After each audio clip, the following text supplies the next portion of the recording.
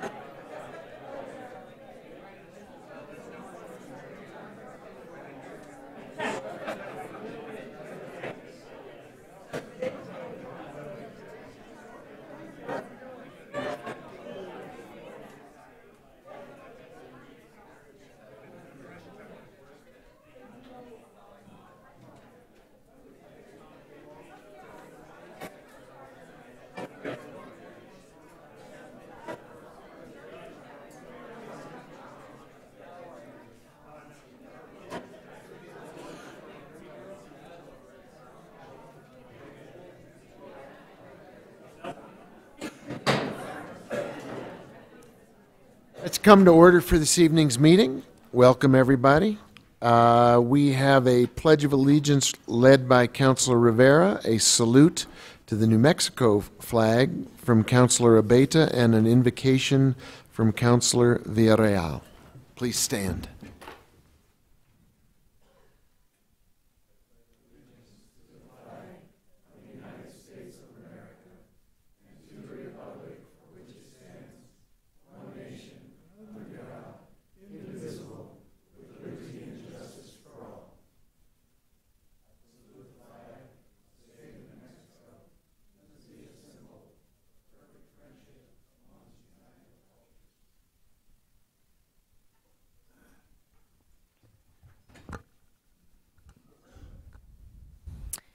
In order to respect all religious affiliations and beliefs, for the invocation I'm going to read a quote by Adrienne Marie Brown, who's an author, women's rights activist, and black feminist.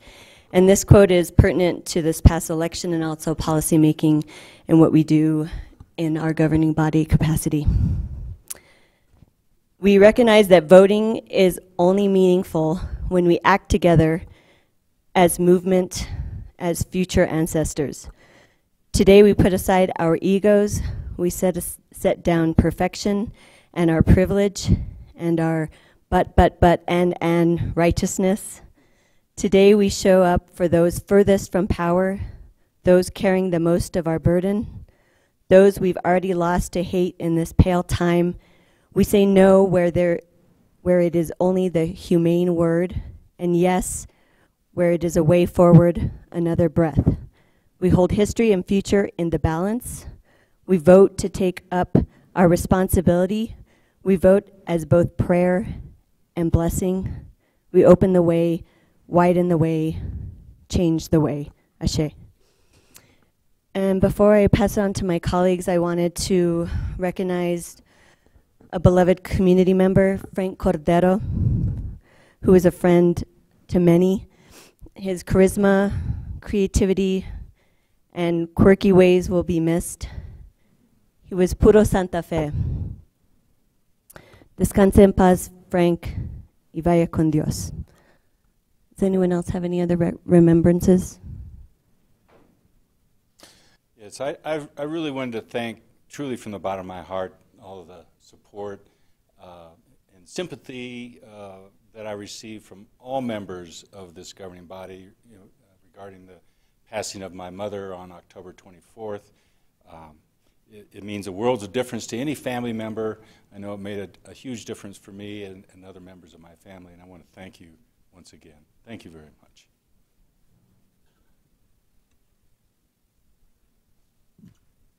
Uh, I Sorry.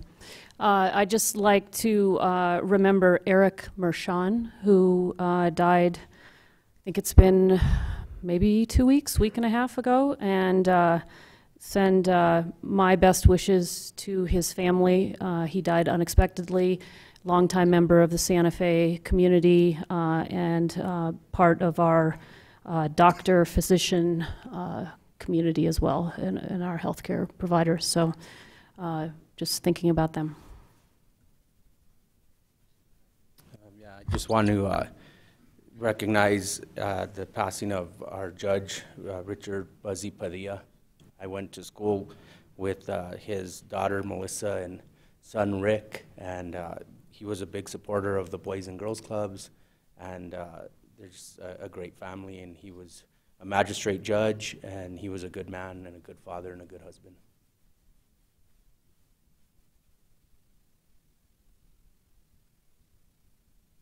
Thank you all.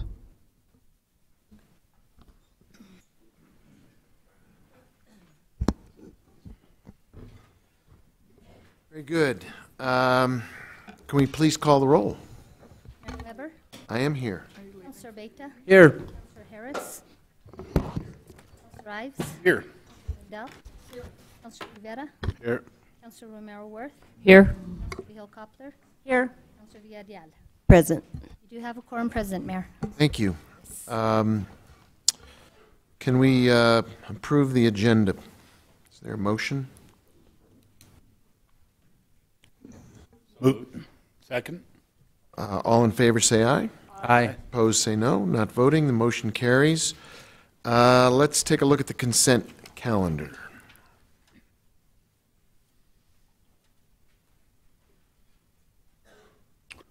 Anybody?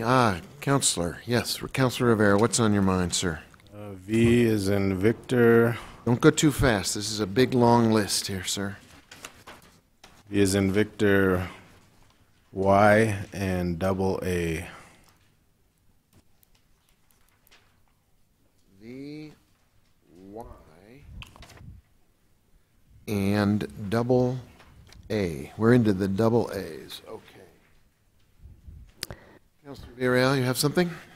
Mr. Mayor, I don't have anything to pull, but I'd like to co-sponsor V as in Victor for the legalization, decriminalization, and or regularization of cannabis, and X co-sponsor for the resolution supporting comprehensive gun violence prevention laws at the legislature. Thank you. Duly noted. Yes, Councilor Vihil Coppler. Thank you, Mr. Mayor. I would like to pull item I for a quick question.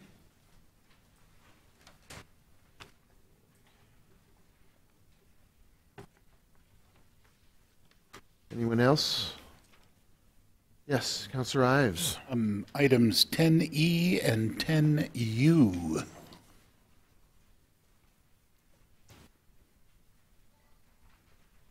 E as in easy. And U. Got it. Any other voices? I'm going to take item X and pull it so we can simply have a chance to discuss it more thoroughly, not with any intention of debate of changing it from my own point of view, but I do believe it's worthy of discussion. Okay, all good on that? In that case, can we? For approval is amended. Thank you, sir. Please call the roll. Councilor Beta, Yes. Councilor Harris, Councilor Ives, Yes. Councilor Lindell, Councilor Rivera, Yes. Councilor Romero Worth, Yes. Councilor Vihil Coppler, Yes. Councilor Villarreal, Yes. Mayor Weber. Yes, Motion has been approved. thank you. I'm going to ask Councilor Lindell to take over for 1 minute while I go catch up with something I left in my office. I'll be right back. Thank you, Mayor. Moving on, did we do minutes? Okay. We need approval of the minutes from the October 31st Halloween meeting. Are there any changes? Have a motion to approve? Move to approve. Have a motion and a second. Can we do on all those in favor? All those in favor? Aye. Any opposed? Thank you. We have no presentations tonight, so we'll move on to the consent calendar. And the first item pulled is item E by Councillor Ives. Thank you, Madam Chair. So, as I was looking through this packet, there was in there an email exchange which I think may be unique to my 6 years serving on this governing body. And I was curious why it was in there, because it seemed to be dealing with details that certainly I couldn't figure out how that would help us make any decision on this matter. But, please. Mayor Weber, Councillor Ives, it is unique, and this item is quite unique.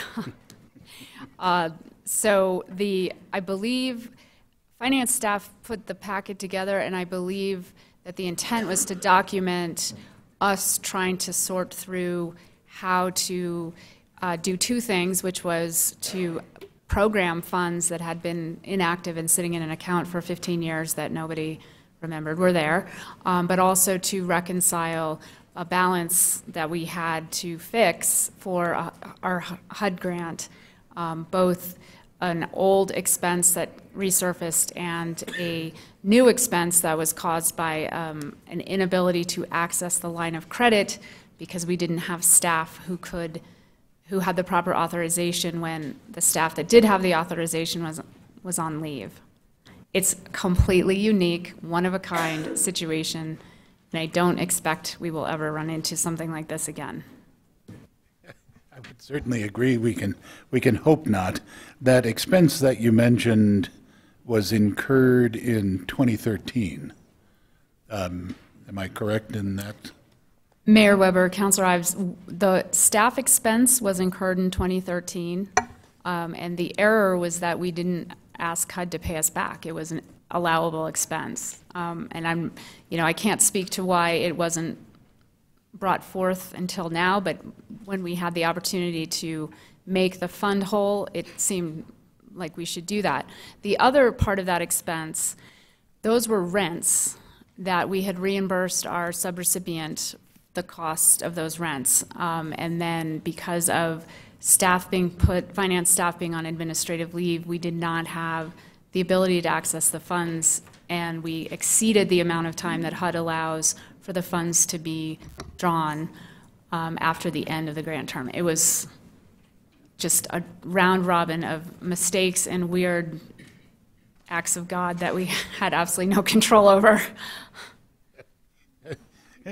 Understood. And the other thing that this highlighted for me is, and it does sound like the various document retention policies associated with the documents involved here were followed and observed. I know there was a reference to a 6-year period, I think, for the HUD documents in the instance.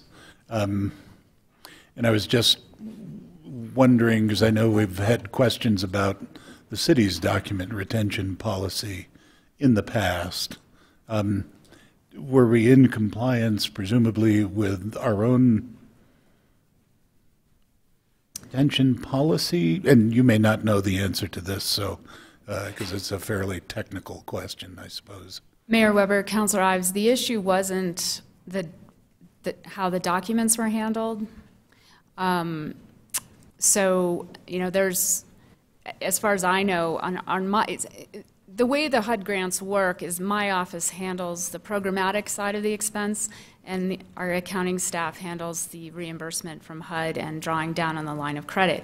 And it's set up that way so we have some separation of controls and access, and yep. I'm not I'm not signing off on an expense and also, certifying the draw in the line of credit. So, so I don't, it wasn't a documentation issue so much as it was just the expense did not get drawn against the grant in a timely manner in both situations.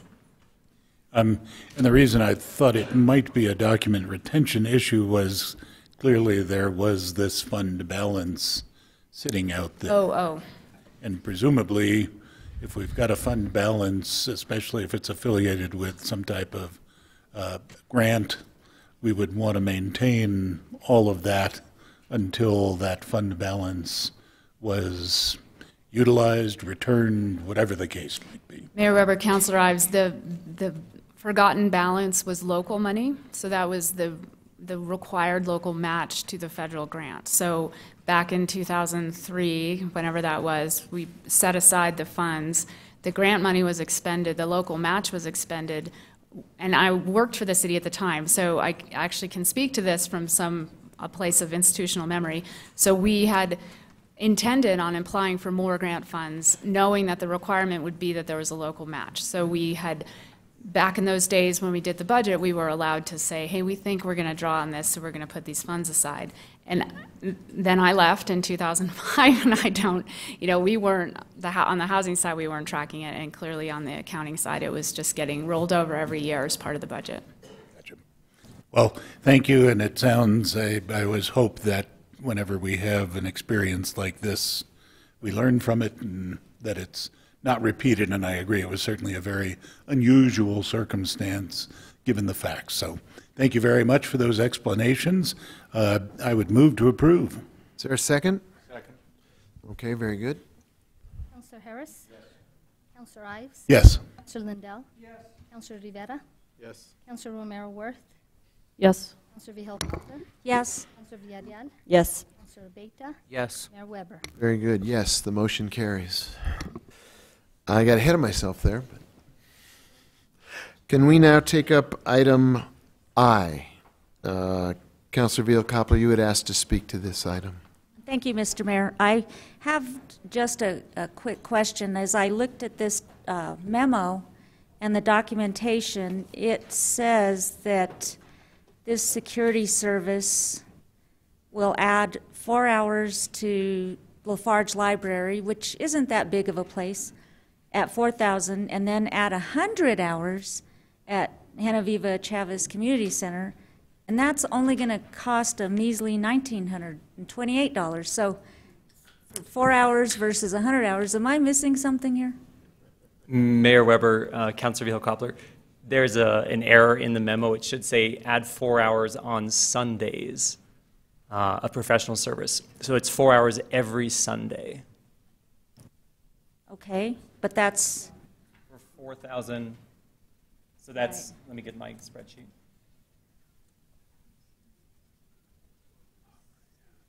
So that's 212 hours over the course of the fiscal year.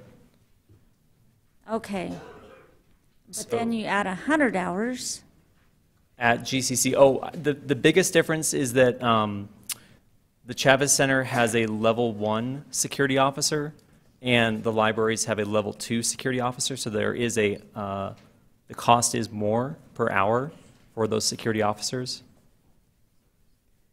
More at the library? More at the libraries, yes. And why is that?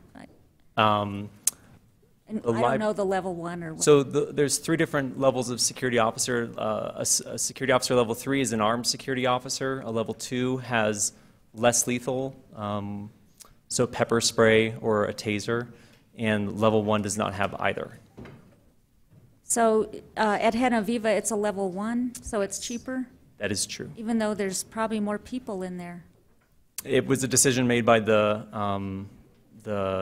facility staff at the time. It can be modified in the future if they deem it necessary, but that was what was determined by staff at the time. Maybe there's just happier people at Genevieve because they're exercising and That might be it. endorphins are really, so they're behaved. Okay, I was just very curious. I'll leave it to you to establish that, but thank you. Thank you, I'll Councillor. move to approve. Is there a second? Second. Okay. Clerk? Councillor Ives? Yes. Councillor Lindell? Yes. Councillor Rivera? Yes. Councillor Romero Worth? Yes. Councillor Vihel-Coppler? Yes. Councillor Villarreal? Yes. Councillor Beita? Yes. Councillor Harris? Mayor Weber. Yes. Thank you. The motion is approved. Thank you very much. Let's go to item U, which Councillor Ives has asked to speak to.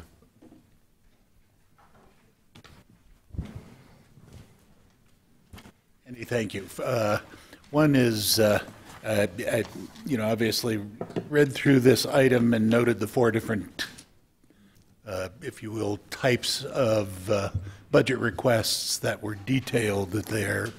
And of course, noted in that second segment, which covered the budget amendments not previously approved by City Council.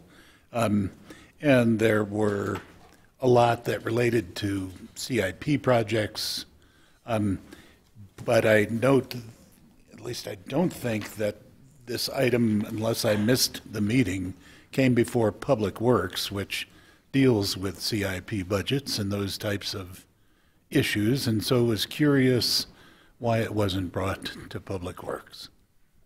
Mayor Weber, Councillor Ives, the CIP adjustments that you see in the subsection B are all roll forwards or carry forwards, as we call them, or reappropriations. So they're not part of a new CIP process. They're merely just saying, the project is ongoing, so we need to have a little bit of money in the current year to finish them out or to keep them going. And certainly aware of that, and I suppose the question just begs the statement I would make, which is, if there are matters that affect CIP, even though they may be rebudgeting or recontracting or reappropriating, because we do track the progress of projects, the capacity of the city to perform those projects, any number of factors where an amount of, I think the total dollar figure of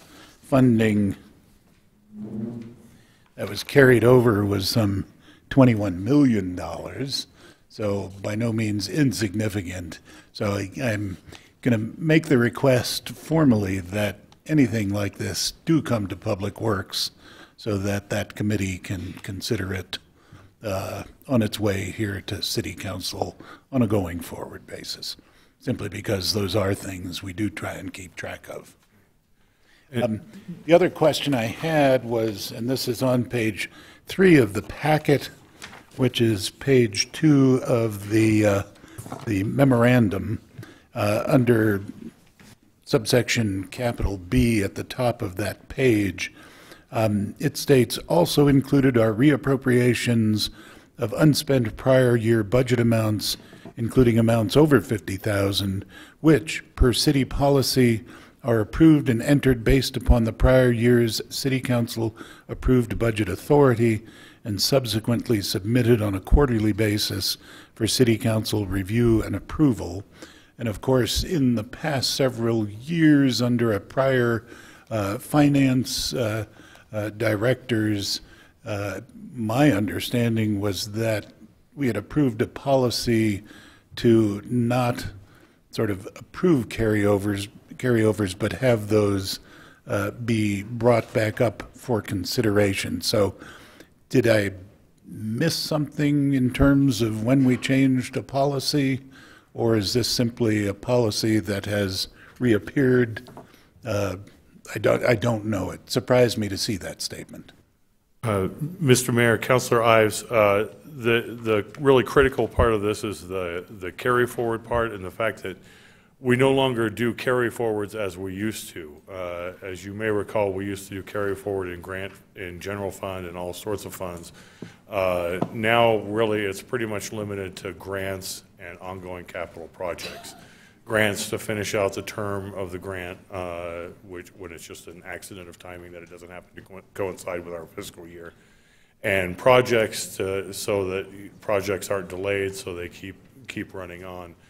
And the discussion that I've had with the previous finance director at the time was that those, of course, still need to be blessed by City Council, but because we can rely on previous year budget authority, the approval would be done on a quarterly basis so as not to shower you with 1,000 bars of carry forward of that nature. So it was really a decision largely made with the discussion of the previous Finance Committee Chair, Councilor Dominguez, to say that, you know, rather than have a blizzard of bars over the first quarter going to council, that we would go ahead and put those in and have the council approve them on a quarterly basis. And that's really what that was about. And I certainly understand the logic of it. As I say, my point of contention is the fact that my belief we adopted a policy that was contrary to that, and just seeing that policy then change somewhere along the line by someone. So, yeah, but I understand the rationale behind it. One other question I had was in the, again, that section, that second section on items not approved previously by the council, there are references to reappropriated funds and rebudgeted funds. Could you tell me what that distinction is meant to capture? Mr. Mayor, Councilor Ives, there really isn't much difference. I tend to use that's just a choice of my wording. I chose to use the word rebudget more often to note for grants that we're, you know, just finishing out the grant term as opposed to a project where it's not necessarily, we're not necessarily dealing with a deadline of grant approval or you know, number of days left to spend out the grant. It was really just a choice of words on my part. They really mean the same thing. Yeah, those were all the questions I had, and would certainly move to approve. Second. Thank you. Please call the roll. Councilor Lindell? Yes. Councilor Rivera? Yes. Councilor Romero Worth? Yes. Councilor Vihel Coppler? Yes. Councilor Villarreal? Yes. Councilor Beita? Yes. Councilor Harris? Yes. Councilor Ives? Yes. Mayor Weber? Yes. Thank you. Motion is approved. Thank you. Let's see. Item V, Councilor Rivera, you have a comment or a concern? Just, I guess a quick concern is that this is scheduled to be on the Public Safety Committee on Tuesday. They haven't had a chance to kind of weigh in on it. It's just an advisory board, but unless there's any reason, Yolanda, that this can't wait until the December meeting, would it be okay to postpone this to the next meeting and let the Public Safety Committee weigh in on it? Dr. Jesse, and he says that would be fine if you want to postpone to the next meeting. So there's no timing considerations or nothing there. With respect to Councilor Romero Worth, is that okay with you? Okay, so with that, I'll make a motion that we postpone this to the next meeting so the Public Safety Committee can hear it prior to coming back. Fair enough. Okay, very good. Would you like to roll on that, sir? Yes, please. Thank you. Councilor Rivera? Yes. Councilor Romero Worth? Yes. Councilor Vihel Coppler? Yes. Councilor Villarreal? Yes. Councilor Beita? Yes. Councilor Harris? Councilor Ives? Yes. Councilor Lindell? Mayor Weber? Yes. Thank you. The motion to postpone has been approved. Thank you for noticing that, Councilor. Appreciate it. I asked for item X to be opened up simply because I don't want it to fly under the radar screen without taking a moment for anyone who wants to speak to the issue of this city council asking the state legislature to step up. We are, as you all know, constrained by Constitution that local government cannot pass any gun safety measures more restrictive than those by than are passed by the state legislature and signed into law. And I think for that reason I've introduced, and others have supported, councilors have supported this idea that we would suggest to the legislature that they step up in this moment where we're seeing on an almost daily basis gun violence in Albuquerque 2 days ago, in schools around the country, and workplaces that are suddenly turning into places of violence. But I thought I would, I have some thoughts. I don't want to preempt others from weighing in. Councilor Harris, if you wanted, you and I have spoken about this in the past.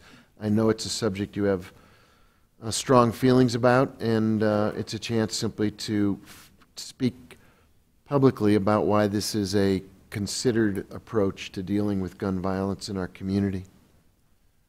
For me, it's about persistence, and it's a problem that continues, and it's not just a matter of the media reporting it. And the fact of the matter is, I mean, you can name Aztec in the schools. You could name just about so many communities in our state. So it's persistent, and we are just finishing up political season, and I think there's perhaps an opportunity now to make some changes. There will need to be a dialogue. I know people on the other side of this issue, certainly. My family's a long line of hunters and those types of activities, but there needs to be an understanding of the damage that's being done and by the proliferation of guns throughout our society and how they're treated. So, anyways, hopefully we can start to make some changes. Thank you. Anyone else wish to say anything on this item? I don't want to preempt anyone. I don't want to require anyone. I would simply say that from my point of view, I remember vividly coming to work one morning several months ago, I guess it was in May, and having the phone light up in the mayor's office with calls from national news media who had heard that there had been a shooting in a school in Santa Fe. And indeed there had been. It was a school in Santa Fe, Texas. And the feeling I had in my stomach that morning was something I will never forget. It was a sense of responsibility that we needed to speak out on this and take measures that are thoughtful, considered, by no means designed to be punitive or finger-pointing, but rather are common sense. And that since we're preempted from doing it at our own local level, we can, at a minimum, raise our voices and ask the state legislature to do the job or to change the Constitution so that we can speak on behalf of our local citizens here. I say that as someone who, as it may seem odd when you look at me now, but when I was 10 years old, I was a member of the NRA. My mom would drive my brother and me over to a shooting range in Alton, Illinois, run by a large corporation called Olin Matheson that was the largest ammunition manufacturer in the country. And we would, my brother and I, become very, very adept target shooters, earning the badges and the awards from the NRA. And I was actually very proud of my gun marksmanship and knowledge of how to use a rifle responsibly. That was a long time ago, and the world has changed dramatically. And I believe that this resolution will put us on record as asking for the right measures to be taken now before anything does happen in Santa Fe, New Mexico, and we're all forced to be the public officials that were facing the camera from Santa Fe that morning. So thank you for allowing that statement, for your thoughts on this matter. Is there a motion? Second. Councilor Romero Worth, Yes. Councilor Vihel Coppler, Yes. Councilor Villarreal, Yes. Councilor Beta, Yes. Councilor Harris, Councilor Ives, Yes. Councilor Lindell, Councilor Rivera, Yes. Mayor Weber. Yes. Motion has been approved. Thank you. Item Y, Councilor, you've asked to speak to that. Thank you, Mayor. I know Leroy primarily works on this, but I had some concerns from residents in my district that thought that we were not going to complete the trails in District 3 and that this was going to this is where some of the money was going. So can you speak to that? Let us know what the status is on the trail in District 3 that is supposed to go out to South Meadows. Regina, I don't know if you can help with that. Thank you for the question, Mayor, councilors. This is completely separate from that funding, actually, that's already in place, and that project is underway. This is. Yes. Is there a way to remedy that I'm not aware of? Is there a way to fix that, parliamentarian?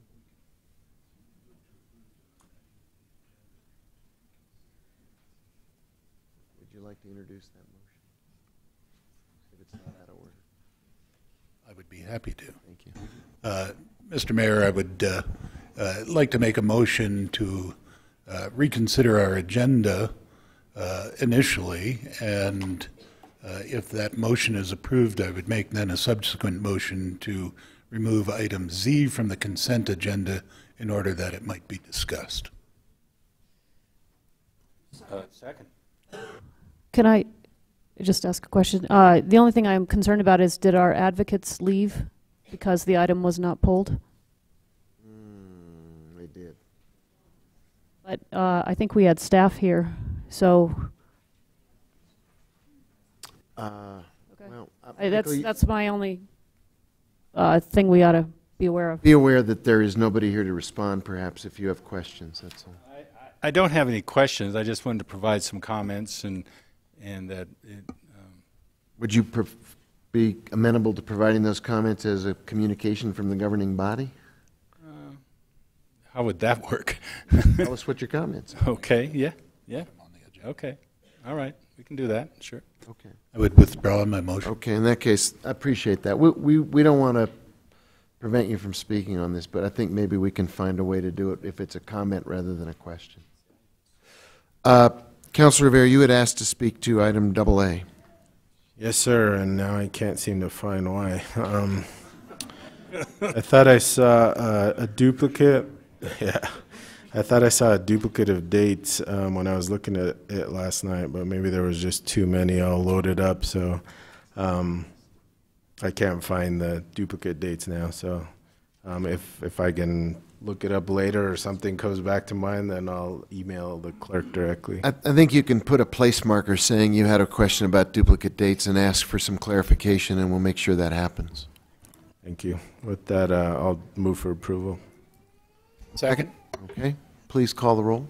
Councilor Villarreal. Yes. Councilor Beta. Yes. Councilor Harris. Yes. Councilor Ives. Yes. Lindell. Yes. Councilor Rivera. Yes. Councilor Romero Worth. Yes. Bill Coppler. Yes. Mayor Weber. Yes. The motion is approved. Item 11 is an information presentation about affordable housing and livable neighborhoods. We have a group of people who each will present a piece of this informational matter. Mr. Lofton, are you going to lead this off? I think so. Very good. Please approach the microphone and state your name and your business in front of this august body. I'm Mike Lofton. I'm work with HomeWise here in Santa Fe and was the co-chair of the Affordable Housing and Livable Neighborhoods Working Group. So tonight, I really appreciate you taking the time to hear what we have to say and hear more about the recommendations. And you should have got the report earlier. You're getting a new one there and a little summary. For people in the audience, if you'd like a copy of the report, there's some. I think there's like 30 or 40 copies in the back table. So please help yourself. So thank you very much for having us tonight. There was 23 people on the working group on affordable housing. It was needless to say, it was a fairly large group. The group. I'm very proud of the work of the group. I think people should be very proud of their work. They worked very hard, and we were able to reach consensus on a lot of stuff, and including consensus on stuff that wasn't a priority. And these are the key priorities. So the list began way bigger than this, and we narrowed it down to things that we thought were most important. But I think, even though we feel good about this work, what's really happening is that work is just really the beginning of the work. Because the real work is how to implement these kind of recommendations. It's not coming up with them. It's the work that begins now. And I think the reason we're here today, I'm talking to the City Council, is we'd really like to welcome you to help us with this work and help Santa Fe move the ball forward on affordable housing. I'd like to recognize the people who are on the task force and the other folks who are here is many members of the Santa Fe Housing Action Coalition. If you guys could all stand up or raise your hand or make some, make some noise. So anyway, so I think what you're seeing is there's a lot of energy here for this work and to move the ball forward, like I say, and people volunteered a lot of time on the task force, and people are volunteering a lot of time with the Action Coalition. I think I'm very optimistic about the future here. One of the things in the report that I just wanted to broadly go over is we were very focused that an affordable housing strategy in Santa Fe really needs to address the entire spectrum of affordable housing. Or of housing, of all housing, right? So from people who are homeless and have no place to live, to people who need an affordable rental apartment, to people, members of the workforce who need just a market rate apartment, to people who dream about owning their own home, and we want to help them realize that dream, to people who already own a home, but they may be on a fixed income and they need help fixing the roof. Important, and we need to get started working on that right now. There's other stuff in the report that we think is really important, but these are the four we want to highlight. And so Carol Luna Anderson, many of you know who's the head of LifeLink, is going to talk about the importance of accessory dwelling units or casitas, given that they serve a really important need for regular rental housing, but also for people who need supportive housing. Dion Silva from Los Alamos, president of Los Alamos National Bank, is going to talk about the importance of increasing funding for the Affordable Housing Trust Fund, and to make that a predictable source of funding, because if the city doesn't have money to work with, you can't leverage other people's money. It's not that the city should do everything themselves, but we need you can't play the game unless you can unless you have the ante. So that's what Dion Silva is going to talk about. Edgar Varada from Chainbreakers is going to talk about the importance of integrating affordable housing and the entire spectrum of affordable housing in the Midtown campus.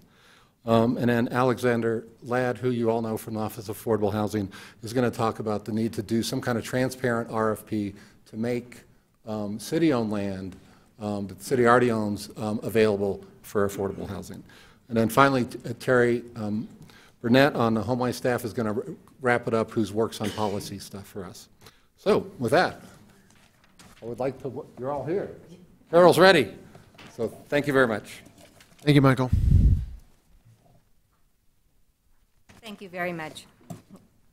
One of the situations with any kind of housing is that we have diversity and we have an opportunity to be real creative. Not just housing for people with special needs, but all housing. And in some situations, the housing needs to really meet what it is that the individual or the family, the household wants, and what meets their particular needs. One of the things that is very important is for us is to really address the situations where someone can live comfortably and be happy and be able to contribute to what it is that they want. One of the issues that I was asked to kind of address that will involve city policy is the accessible dwelling units. This, we feel, would give a real opportunity to do a couple of things. One, it would increase the housing that might be smaller for folks that's what they want. It would be able to have land owners and property managers and owners to be able to have an opportunity to have rental housing. I think it's very important that when we're addressing this, that we are talking about permanent housing, which means that this is a place where the person can live, have a lease that they will be able to stay and really become, that is their own safe environment. It is an opportunity to be real creative with types of housing that can be built. And it's also an opportunity, we think, if we could truly encourage that all of the policies and anything that is going to be a hindrance or a cumbersome situation right now, and that be lessened so that things can move forward so it doesn't take such a lengthy time in order to make it start happening. The thing that has been a real challenge for us is that there are many situations in which housing vouchers or housing subsidies are not able to be utilized. One, because we don't have the housing, or that those with the housing choose not to use them. And we really, really, really want to encourage that if this go forward, that the ADUs, that somehow we be able to encourage. We don't want to make anyone do anything, but you know, incentives are always nice. You know, we use that. Incentives are nice. You know, that would make it so that it is an encouragement to accept vouchers for folks that need to have a subsidy in order for them to truly have good housing and it be both safe, affordable, and of their choosing. Thank you. Thank you very much. Thank you, Mayor and councilors, for this opportunity. What I wanted to address was for those fellow citizens who want affordable and want to seek and acquire affordable housing. So it's a recommendation of the advisory group to dedicate what we believe is a starting off point of $3 million in annually predictable funding to the Affordable Housing Trust Fund. Sources and options to review which we've come up with can include revenue from short-term rentals, dedicating a portion of CIP funds, general obligation bonds, GRT revenue, etc. These are only a few that we suggest as channels to build this fund. We definitely feel that a multitude of these sources can be included to diversify the means of funding and retaining this in a sustainable manner. Just as a bridge is stronger with 10 pillars, we feel, as opposed to 2, we feel that a multiple of sources will continue to make this fund stronger and sustainable as we progress to help all of our citizens to attract affordable housing in our community. Thank you. Good evening. Hello, Mayor and City Councilors. My name is Edgar Vergara, and I'm 23 years old. I've been a member of the Chainbreakers Collective since I was 10 years old. Chainbreakers is a member-led environment economic justice organization with over 700 members like myself. We are proud to be part of this group and have helped in creating and presenting this plan. Excuse me. This movement is very important to me because I grew up in West San Francisco Street, the 700 block, which was a very low-income neighborhood with low opportunities and resources for the people there. The only reason, one of the main reasons my mom was able to provide me and my brothers a safe future was because of the housing support Santa Fe, it was because Santa Fe was due to the, Let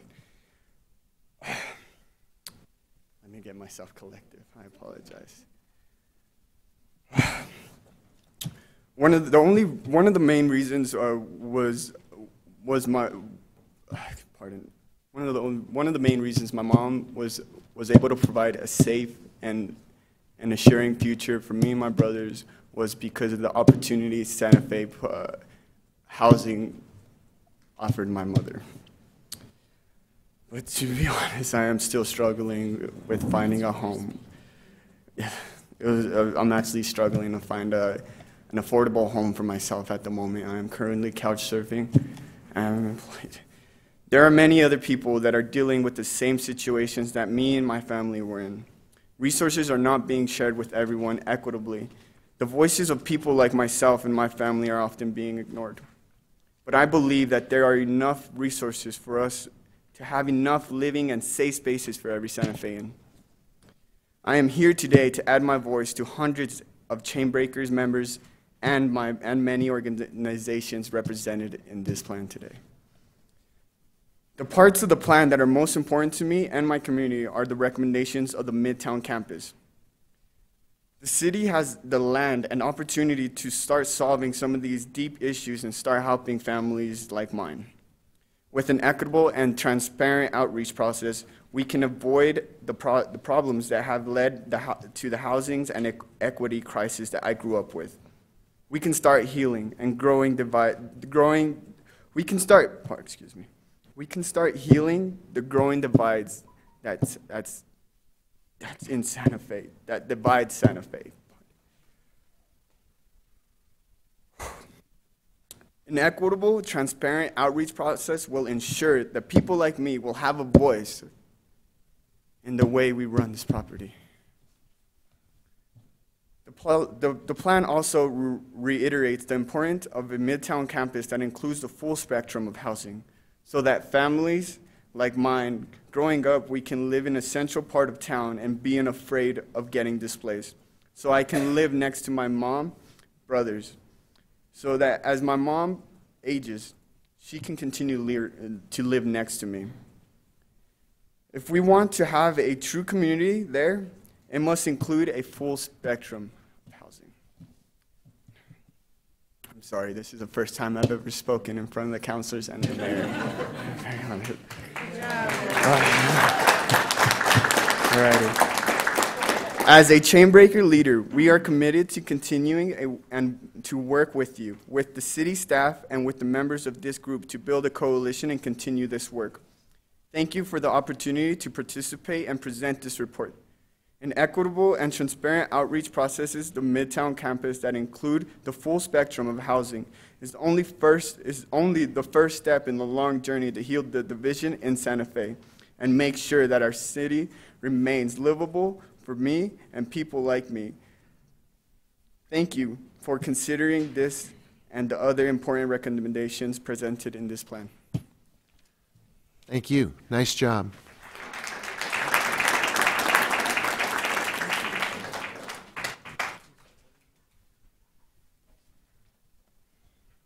Mayor, councilors, there's no way I can say anything as important as what Edgar just said. So now I'm going to bore you to tears with my talk about a work plan and relaxing regulation and donating city-owned land and all these things that the city can do.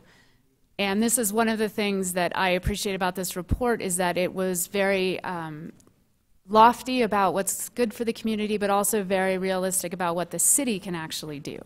So as I put together a work plan with my colleagues from land use and finance and the attorney's office and public works and everybody else, we will be looking at a short-term, medium-term, and a long-term set of actionable steps that we can take to really start moving in the direction of having this comprehensive approach to funding, donating city-owned resources to leverage more investment, and using our stick through regulation, but also our carrots through incentives. Carol likes those incentives. So that's the direction we're going right now.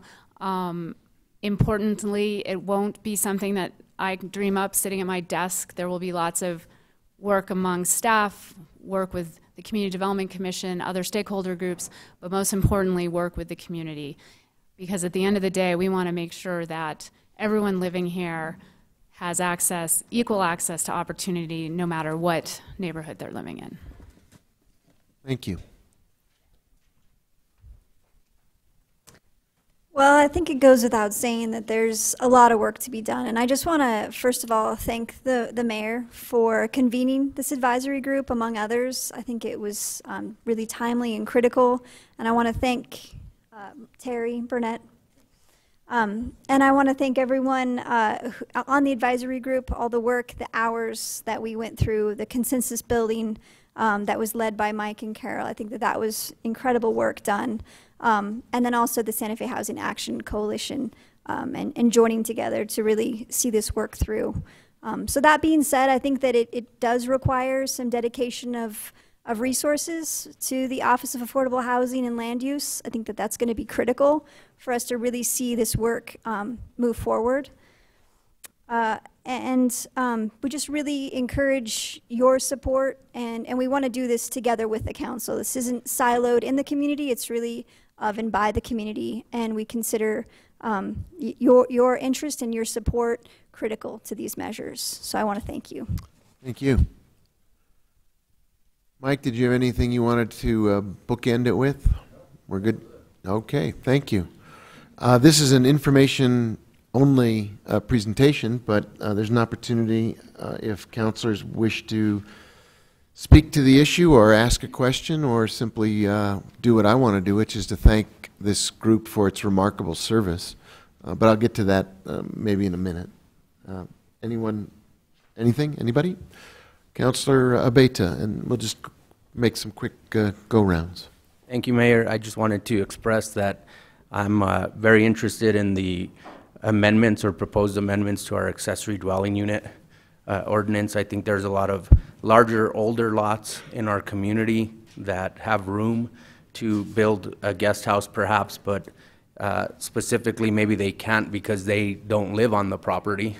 And so I think there's a lot of lot owners who would put a second dwelling unit for rent if they didn't have to live on the same property. So that's something I'm interested in.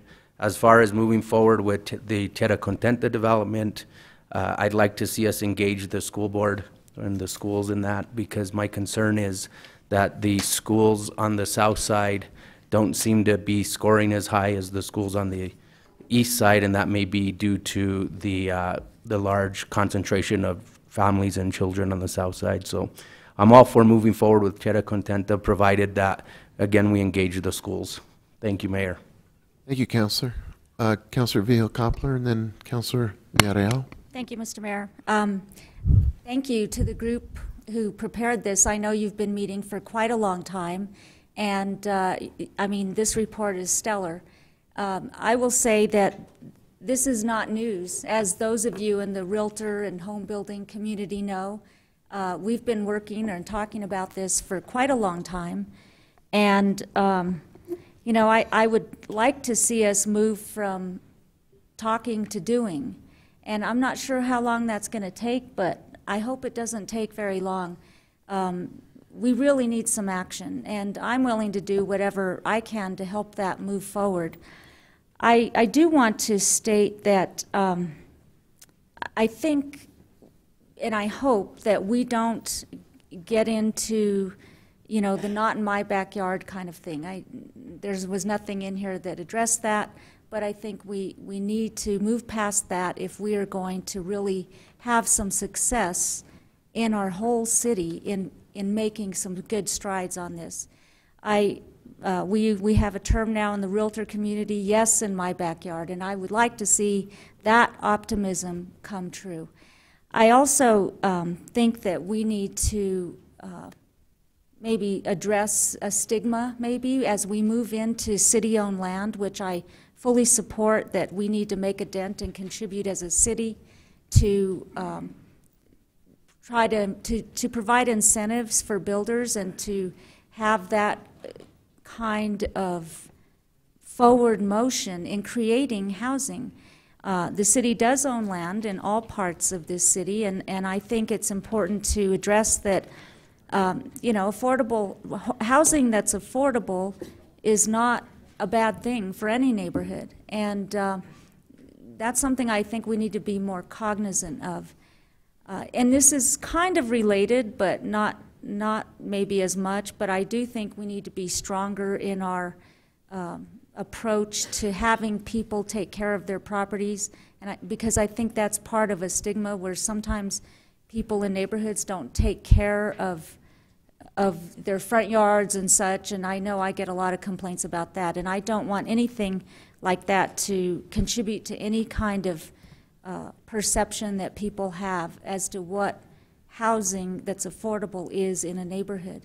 So, and then I guess I did have one question, maybe Alex you can answer. It refers in this report to Santa Fe Homes program to include rent-restricted units within market rate rental projects. That's not something we endorse in our program now. To me, it seems an easy fix, or is it not an easy fix? Mayor Weber, Councillor Vihel-Coppler, there is a requirement in the current inclusionary zoning program that 15% of units are provided on site. We have no mechanism for managing those units. We have no support services for the people living there. We have no income certification process. the property manager of a market rate property is not equipped to handle rent-restricted units either. So the idea behind amending the ordinance would be to create a process either through a partnership or a contract with a housing provider so that those units could be, and the people living in them, more importantly, could be taken care of through a subsidy program rather than just, here's your rent-restricted unit, good luck. So do you view that as something that would be anything quickly we could do, or is that going to be a long, drawn-out thing? I'm looking for some... Mayor Weber, Councilor Vihel-Coppler, I don't believe it's a long, drawn-out thing. I think we want to be really thoughtful, and that's where I'm working with the stakeholder community to really create a smart way to do it. Okay. I'd be interested in learning more about how we can move that forward. Okay. Thank you. Thank you, Mr. Mayor. Thank you, Councilor. Councilor Villarreal. Thank you, Mr. Mayor. And thank you to the team members for working hard on a lot of different aspects of housing. As most of you know, I really care about the priority of housing as it relates to preventing more displacement and gentrification of our communities, because we do have a history of that. I thought it was interesting, it said that we had a housing crisis in the document since the 1990s, and I actually think it's been way before that, even before the 80s when a lot of things started changing development-wise. I also was interested, I know Joseph Montoya that works for the County Housing Authority. He had said once that in one of our presentations at the Community Development Commission, which I chair, that the workforce, the Santa Fe's workforce, it's more than 53%. You all quoted 53%, but Joseph had indicated that it was 60%, and that's people living, that our workforce is living outside of Santa Fe County, not even the city. So I would love to be able to clarify those points, because they're important data points we need to show why there's a need.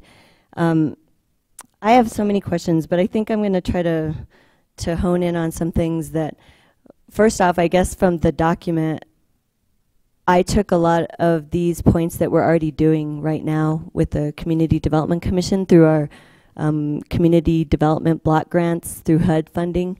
And so I thought that was interesting. There was recommendations about certain things that we should do about, for example, improvement on loans for low-income, moderate-income homeowners, providing homeowner assistance, home buyer classes, financial education, et cetera, et cetera. This is on page 11. I guess, Alex, I was curious if you could answer this, or maybe Mike. These are things we're already funding right now pretty substantially. So are you all suggesting that we would fund more at a higher level? Or I'm just curious, because there were quite a few things that were recommendations that we're currently funding now. And so I want to understand that better about, these are pieces to the puzzle for sure, and there's all these other aspects that you all recommended, but there's a pretty large area or a section that talks about things we should do, and we're funding them. So what was the goal there?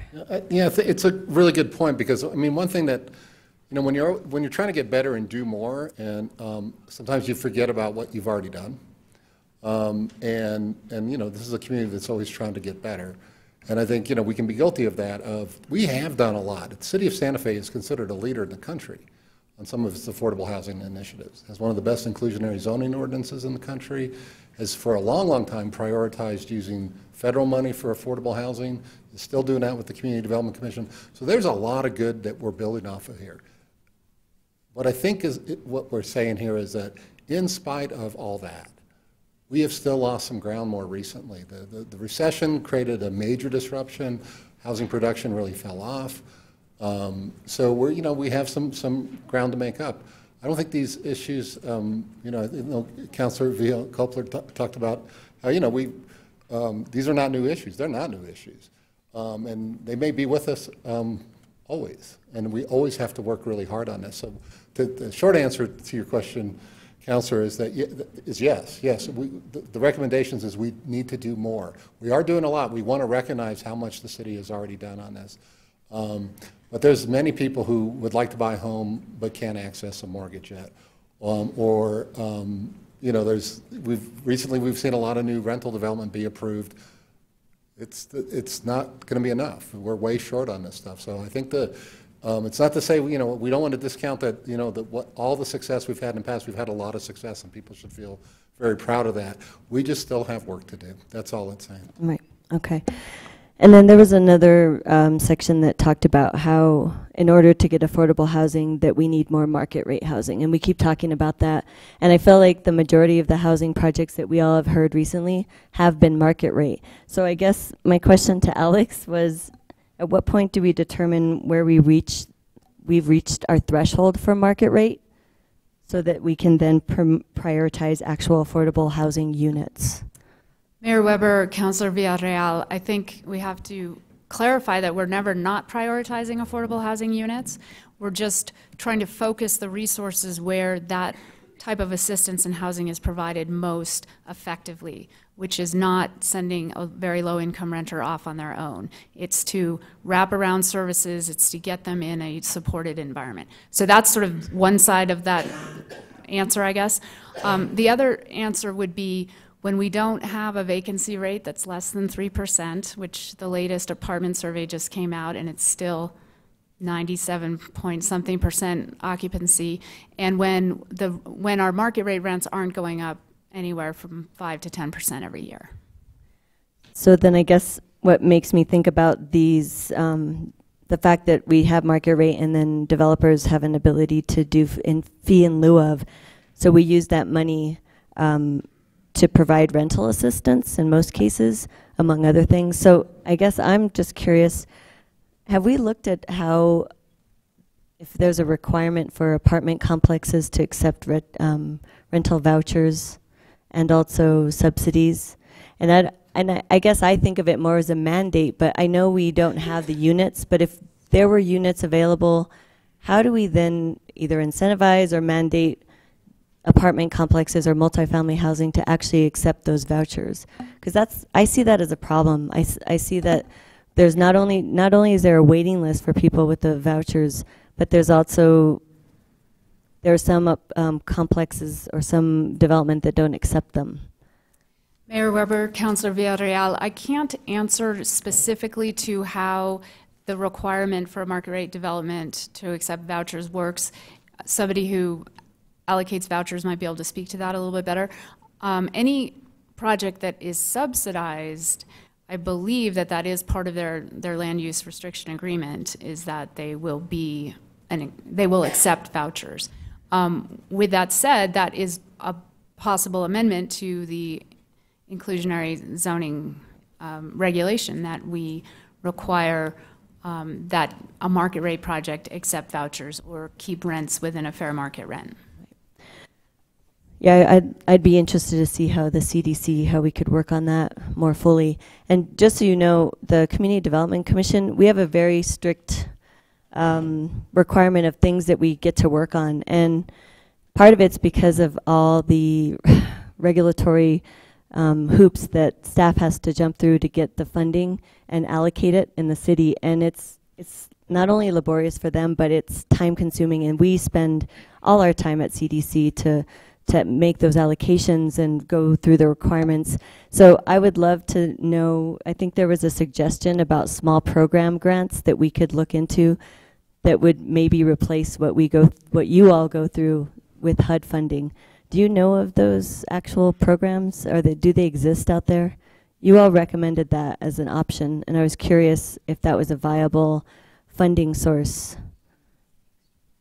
because I know staff would like to see that change. I think it's a really good question and a point, because federal sources of money, like CDBG, which you're very familiar with at the Community Development Commission, have a lot of red tape and a lot of regulation, and HUD really likes micromanaging local government. So I think one of the recommendations is not to use CDBG money and federal sources for small programs. So for instance, there was a recent contract that was helping Kitchen Angels to provide services, very important service, but it's like a $20,000 grant. Don't use CDBG for that. Use other sources, you know, either general fund money or other sources of money, or find philanthropic money to do those kinds of programs, because otherwise you're spending all your time with HUD being micromanaged. Use the federal money for larger programs that are simpler and easier to implement, and that frees up staff time to work on other stuff, and it gets the city out of you know, some of that HUD morass. Your other point on, I think it's figuring out a way to incentivize or mandate acceptance of housing vouchers and regular rental projects. We think, I mean, there's a lot of discussion on that. We're working on some concrete ideas and some suggestions on that. Because that would be a way, because a tragedy is that there are vouchers there. It's hard enough to get a voucher, but when you get it, it can be hard to find a unit. Right. So if we can make it easier to help that person who has a voucher find a unit, that would be a big deal. And I think that's something that the developers of apartments, I think they could deal with, because they're not having to subsidize the rent $1,000 a month for people. There's a voucher that helps do that. All we got to do is get them to accept it. We think there's a bunch of ways we could do that. Well, I'd be interested to see how that could work for sure. And the other thing that I didn't see in the document, but as it pertains to renters and renter rights, is, and this is anecdotally that we're hearing in the community, but it wasn't explicitly expressed in the document, about predatory renting issues and also evictions without cause. And I'd like to see how we could, as staff, understand that better, how we could support it, other than just a landlord-tenant hotline, which we have now, which should be bilingual and needs to be bilingual. But do you feel like those are some things that we could tackle within this construct of priorities? Mayor Weber, Councilor Villarreal, many years ago we applied and received 5 years of funding from HUD's Fair Housing Initiatives program, and it was an education outreach grant.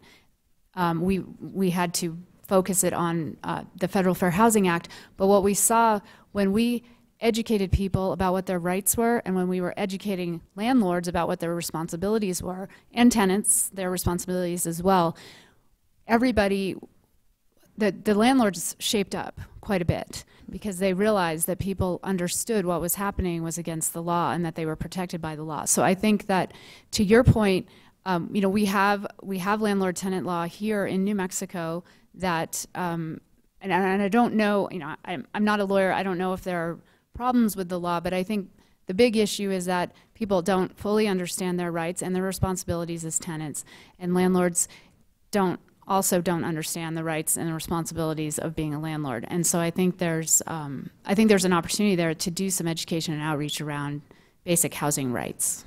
I think that would help. That's one facet of probably a bigger problem that I'd like to look at in depth. And then the two other pieces that I feel like they weren't explicitly stated, but I feel like there's another section of housing that we need to support, and that's existing housing. And we do give grants for rehab, but it's very small through the CDBG grants. So I think a missing priority to me would be funding support, like a consistent funding support that would actually assist low-income and fixed-income residents with rehab. And I'm not talking about loans, I'm talking about ability to come in, fix, and that, especially when these homes actually don't have basic infrastructure. So I'd like to look at rehab of homes and older housing stock in Santa Fe. And then another piece was just making sure that, again, renters have rights. There was one model that I thought maybe would be addressed, but I don't know if you all looked into it, was a housing trust model. And did your group talk about housing trusts? And it's mentioned in there. As a way to maintain affordability, it's one of the things that is mentioned in the report. We did talk about that. And are you talking about like a housing trust model as in Albuquerque with the Sawmill Housing Trust? Okay. Yeah, exactly. Okay. Well, I'll yield the floor. I had a lot of just questions more about like how we could pursue these in more depth, especially the funding source, the $3 million. And you referenced the short-term rentals. I guess I was thinking not just existing short-term rental revenue that we collect, but Was there possibilities of tax, or I don't know if you want to call it tax, but another layer of revenue that we could get from short-term and vacation rentals that maybe other places are doing in other parts of the country? Yeah, we talked quite a bit about that. There's a bunch of legal questions there of what a municipality can do. So that's one of the next steps on this, is to finish that research, see what is the latitude of, what can the city do. Yeah, I'd like to know more, and I'm glad that you all flagged that as an issue that potentially is affecting our housing. The fact that we have a lot more short-term rentals, Airbnbs, and our vacation rentals that aren't being used for full-time residents. Thank you for all the details. I will close with saying that a lot of these points, the way we can achieve either doing more research, finding policy measures, and actually writing resolutions, is if we have more staff support. And Alex has a team of 2.5, I think. And so we keep touting how much we want people to support and how we want as a governing body, and the community wants the city to support affordable housing measures, yet we have a staff that is not fully staffed to be able to do this. And as counselors, we're part-time. We don't have staff to help us do any research, and we rely on staff in different departments to be able to look at various options, what other places are doing around the country. So I think it would behoove us to not consider that in our next budget cycle, because I don't think we'll be able to do any of these points if we don't have staff to be able to facilitate that. And I appreciate the staff, what they do now. They spend a lot of time on paperwork, I have to say, from HUD grants. So I would love to change that, that structure for us. Thank you. Thank you, Councillor. Councillor Ives and then Councillor Harris. Thank you, Mr. Mayor. First of all, to the group, thank you for obviously putting your focus on this very significant issue across our city. It's certainly one, too, which has occupied a great deal of my thinking here in the last several years. One question I had just initially was, you referenced the U.S. Department of Housing and Urban Development point-in-time count. Did HUD perform that count in Santa Fe? And if they did, when? And did they, how accurate are the figures of 112 who are chronically homeless? They're not very accurate. The New Mexico Coalition to End Homelessness, this is one of the tasks that they undertake, of doing a point-in-time count that is required every 2 years by HUD. And it requires, in fact, we'll be doing it again in 2019, but the idea is to actually get into the community and the arroyos and wherever, so that we can do a one-on-one count. It actually takes place over a week, but as you can imagine, it is, finding someone who's willing to give the information. And so we consistently, and even the coalition, which we are a member of, will actually state that it is very much seen as an undercount. Okay. In part, I ask, having been at the National League of Cities meetings last week in Los Angeles, and having gone on a tour of their homeless facilities and seeing what they are doing in terms of permanent supportive housing and bridge housing for their homeless population, which is estimated at some 31,000 individuals, with 22,000 being in the chronically homeless capacity. They're doing some great work. That number, if it's anywhere near accurate, gives me great hope for our capacity as a city to address the issue of homelessness in a real way that gets that issue significantly resolved across our community. Excuse me. The only thing I thought was really missing was addressing the issue of NIMBYism across our community. In the past 2 years, actually it was about a year ago, at this point in time in the year that I introduced a measure to increase our additional dwelling units, as well as a measure to look at a particular property as a low-income housing tax credit project. Both of those resulted in an outpouring of what I would describe as NIMBYism, which effectively prevented both those issues from moving forward anywhere at that point in time.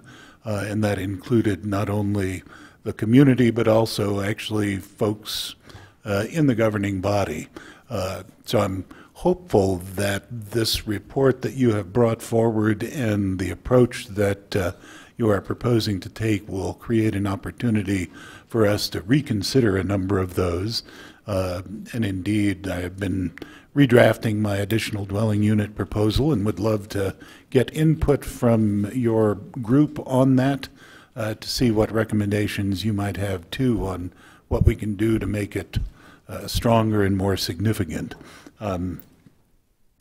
As well as low-income housing tax credit projects. I had so many other things, but let me just say, too, that I didn't see gentrification at least sort of tackled head-on in the report, and obviously we've gotten more information here tonight that may address those issues more significantly, but I think that has been and will continue to be a significant issue in our community, and certainly in District 2 in the Hopewell Man area, for example, is a prime example of a place where, given things like the Midtown Link overlay and other issues, those pressures will likely increase. So I look forward to engaging the task force, because it sounds like you're going to continue in these efforts on that issue in particular as well, and figuring out what sorts of policies this body can put in place to try and ensure that people can afford to live, continue to live in those places, and indeed all across the city of Santa Fe. So thank you guys for the good work you're doing, and looking forward to working with you on it. Thank you, Councilor. Thank you, Mr. Mayor. Councilor Harris. Thank you, Mayor. So just some initial thoughts. Many of you know I've been in the construction and development business here in Santa Fe and Los Alamos and other communities since the mid-'70s.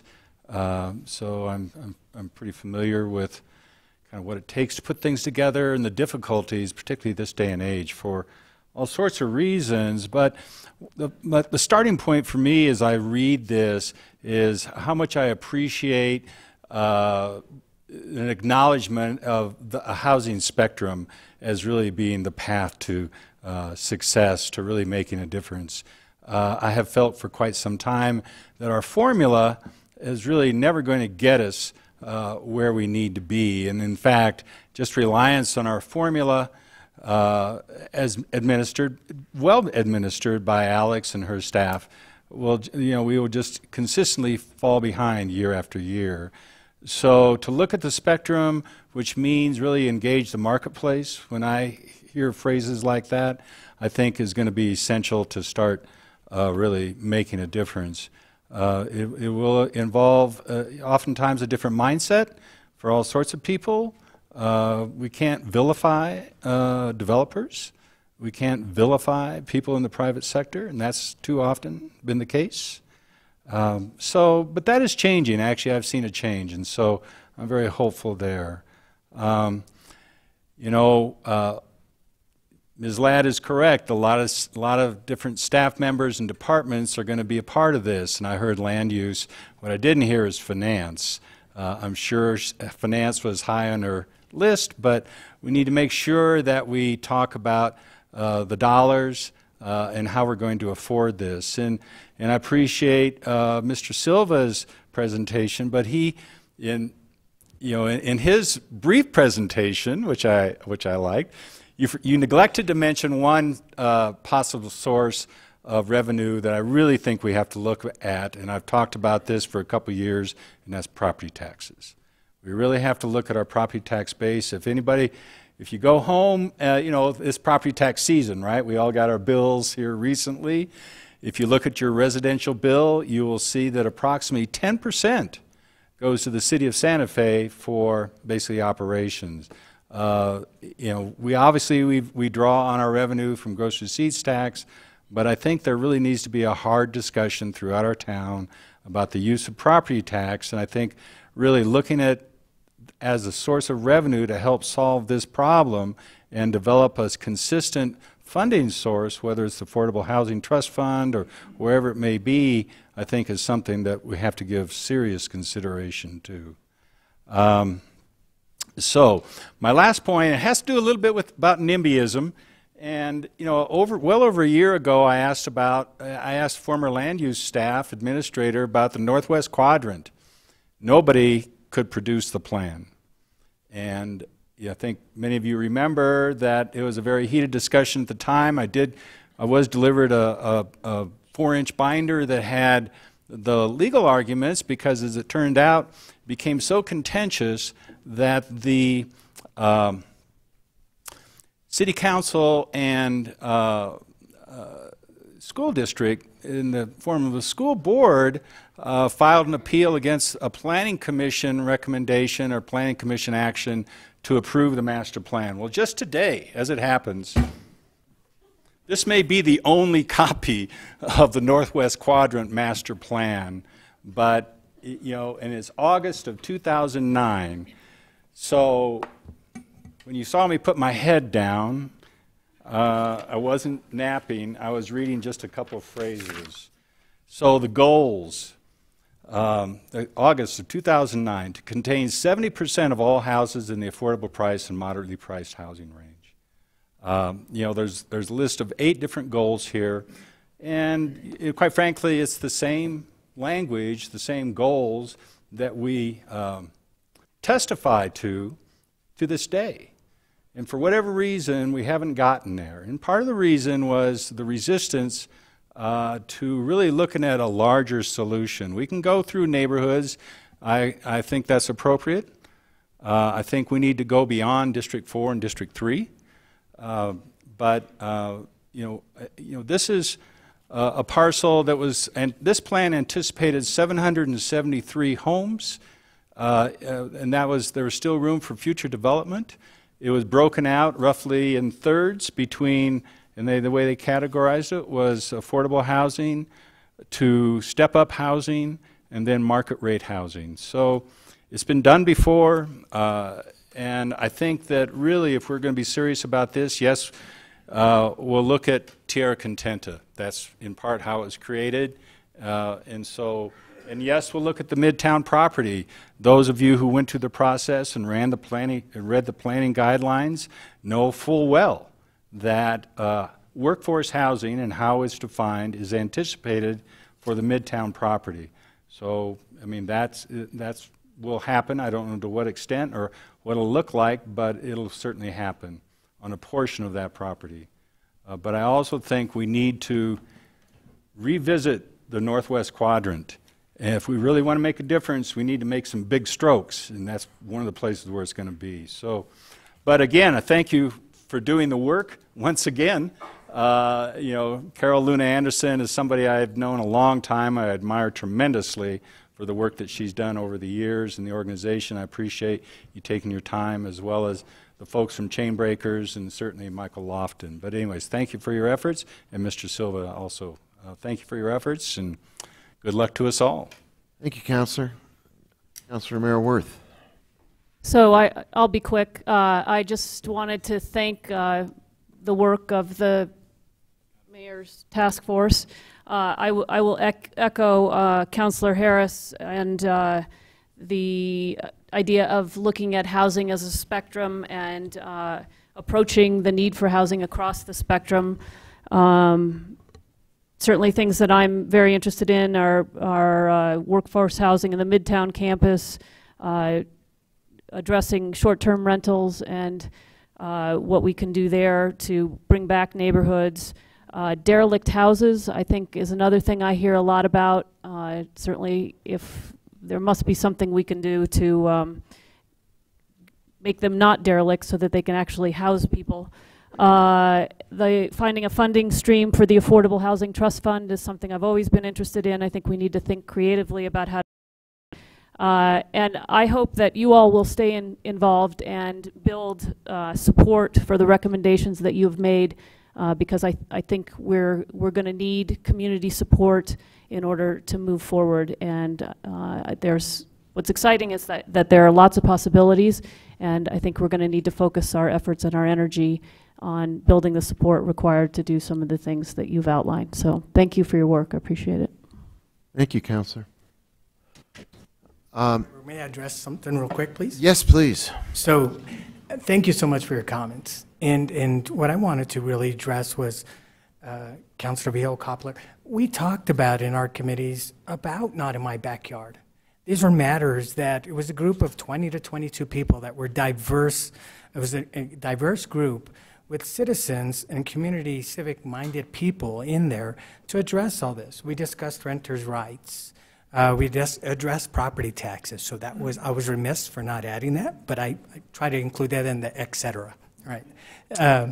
So I'll be brief to say, I welcome you all. This report could have been 500 pages if we had really gotten down to the granular level of the topics that we discussed. They were all the way from homelessness to just temporary shelter, and not just affordable homes, but rentals. So it carried the spectrum of all events. And I'll say it was eye-awakening for me to go in, to learn a lot more about this city. And I was humbled to understand that I thought I knew a lot. I didn't. I learned a lot.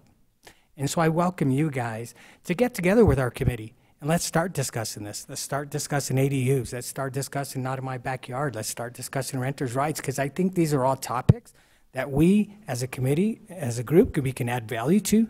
So we encourage, it's exactly what you said, Councilor Wirth, is we will continue to be involved. And we need your assistance and your advocacy to support some of these recommendations that we have. So thank you. Thank you very much. I see we lost Michael, but I know he had a busy night and he was trying to stay as long as he could. I think I'll be brief as well. The working group's effort is absolutely remarkable. And it's remarkable not just because of the outcome, which I think is a great set of action items, but because of the span of people who participated and the diversity of the points of view and the ability of Santa Feans to come together and address collectively what we all agree is one of the most pressing needs in our city, and that is a spectrum of housing that will allow us to continue to flourish as a city, to keep and attract the families we want, the workforce we need, the residents who will keep our city vibrant and alive and really see us into the future. And so you really were a group of people from all different parts of Santa Fe who were charting a path for Santa Fe's future. I've said to our new land use director, Carol Johnson, I think the future of Santa Fe runs right through the land use department, because there are issues of planning, there are issues of zoning, there are issues of utilization of space and of representation of the diverse people who live in our community. And so that land use department, working with the affordable housing team, working with our economic development team, this is really a unified effort to imagine a better future where there's housing and opportunity in every neighborhood in the city. I think the most important idea I took away from this excellent piece of work was that there are not only things that have been done, as Mike Lofton mentioned and as you correctly pointed out, Councilor, there's some things we can go to work on right away. This is not a far in the distance, pie in the sky set of recommendations. This is a set of action items that we can take up immediately. And in fact, while the report was in progress, work has been done, knowing what was coming, to begin to anticipate some of the things that we can address quickly. And I'll mention some of the ones that have already been spoken to, because I have, as mayor, a very clear set of ideas where I think we can take direct and swift action. We've heard about interest in accessory dwelling units. That is an item we can absolutely address. And Councilor Ives, you've spoken to it before, and we need to come back to it and adjust it and probably combine it with a policy look at short-term rentals to make sure that there is no confusion that accessory dwelling units are short-term rentals by another name. That begins to build the sense of confidence and trust in our neighborhoods that we are doing the right thing when we add housing. We are not simply adding fuel to their concerns about the uses that are coming into their neighborhoods. But if we combine those two elements in a strategic way, we end up with a solution for housing and neighborhood livability. I am very interested in something that Alex has spoken about, and that is finding a way to develop RFPs, requests for proposals, and requests for qualifications so that we can work toward releasing city-owned property as not a one-off project, but a series of projects all at the same time. And we could, I think, work with the school district, which has land that we could use, and collaborate with them on putting that into development, and perhaps with the county on land that they have within the city. So we have a coordinated approach with RFPs and RFQs ready to go. You've, I know, Alex, already been looking into this and examining what's been done in Albuquerque and elsewhere so that we're equipped with a tool that lets us move nimbly and agilely and not in a one-off way, so that there is a sense of equity around the city as we move to develop housing. I think the Seiler Road project is waiting for us to take one more try at getting that project the points it needs to qualify and get it built. And there we have something that's been spoken to, developed, supported twice in the past. We have one more chance to do it. This time, let's win, get the points, build the project, and not talk about it. Councilor Abeyta, you talked about the third component of Tierra Contenta, and there's a chance not only to build housing, but to create neighborhoods, and to do it with design thinking and architectural and planning thought that makes it something that is really a community development, not just a housing development. And I know you've been working on that. You've spoken to the school board already, making sure that it's not something that is simply dropped in your district, but has a coherent approach so that the people who live there will have a community to be a part of and schools for their children to attend. That's exactly the right way to think about it. We are, recently, we've seen the Opportunity Zone regulations come from the Treasury Department. We have 5 opportunity zones in Santa Fe, and by all accounts, our economic development team has Santa Fe at the forefront of any city in New Mexico looking to use those opportunity zones to bring investment in housing and mixed-use development and make it happen quickly and effectively, and to use the market, Councilor Harris, as you said, as a positive tool to get things done. We have a fee in lieu of piece of legislation that is, the clock is ticking. We need to look at it. That's a source of revenue. That's a source of a way of building more dollars to address affordable housing. And we need to look at whether the legislation as we have now is working and how we can improve it. But there again, Alex, I know you've already been working on it. This is not something that's happening after tonight. This is already a work in progress. And Councilor Ives, you spoke about homelessness. Last week we were the beneficiaries of a visit from Roseanne Haggerty, who has a national coalition of cities that are driving cities around the country to end chronic and end veteran homelessness. Not make it acceptable, but drive it to zero. And I am very eager for Santa Fe to join that coalition so that we can have a strategy where we use our resources so that we actually end chronic and veteran homelessness in Santa Fe. That is a list of things we can do. That's a list of projects, programs, approaches, legislation that your group teed up, identified, and will continue, I hope, to work with us on, so that this goes from a beautiful piece of collaborative work to a beautiful piece of collaborative execution. And I can't thank you enough, and all of you for coming tonight, who are supporting housing, who are really speaking out on this, bringing resources to bear, who are creating the coalition that will make housing and neighborhoods livable for decades to come in Santa Fe. So my thanks, my appreciation, my gratitude for everyone, to the council for your engagement on this. This is a matter of the highest priority for our city as we go forward, and it deserves the time we gave it tonight, and it deserves more time going forward. And this is not the last that we'll be speaking about this. We'll be taking these matters up on a regular basis as we move from the report to action on the report. Thank you very much. Appreciate it, you all. Thank you very much.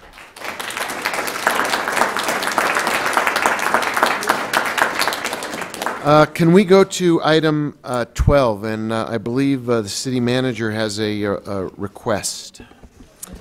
Yeah, Mayor, members of the council, you want me to wait while people go? Are you okay moving? Can you hear?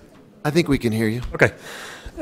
So Ordinance 2018-22 allowed for the governing body to designate 2 or more hearing officers for public hearings related to liquor requests. So we did publish that announcement. Excuse me, could you please, if you're going to, friends, if you're going to speak, maybe you could move outside the chamber so we can continue our business. I'm glad you're here, but we need to be able to hear the city manager.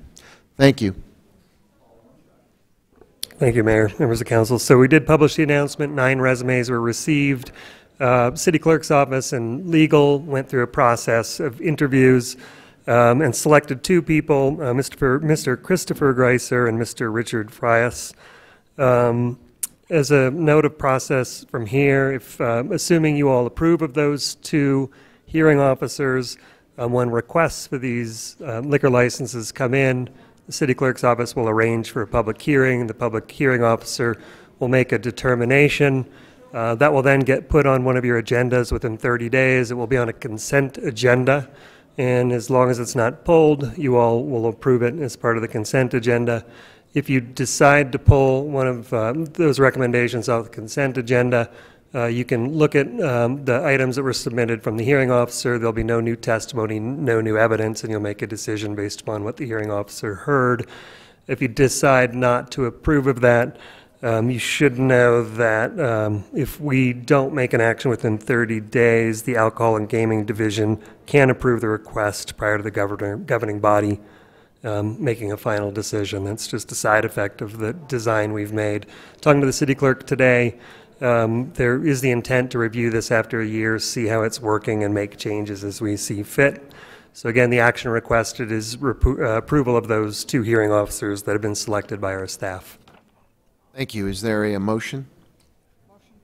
Second. Please call the roll. Councillor Beta? Yes. Councillor Harris? Yes.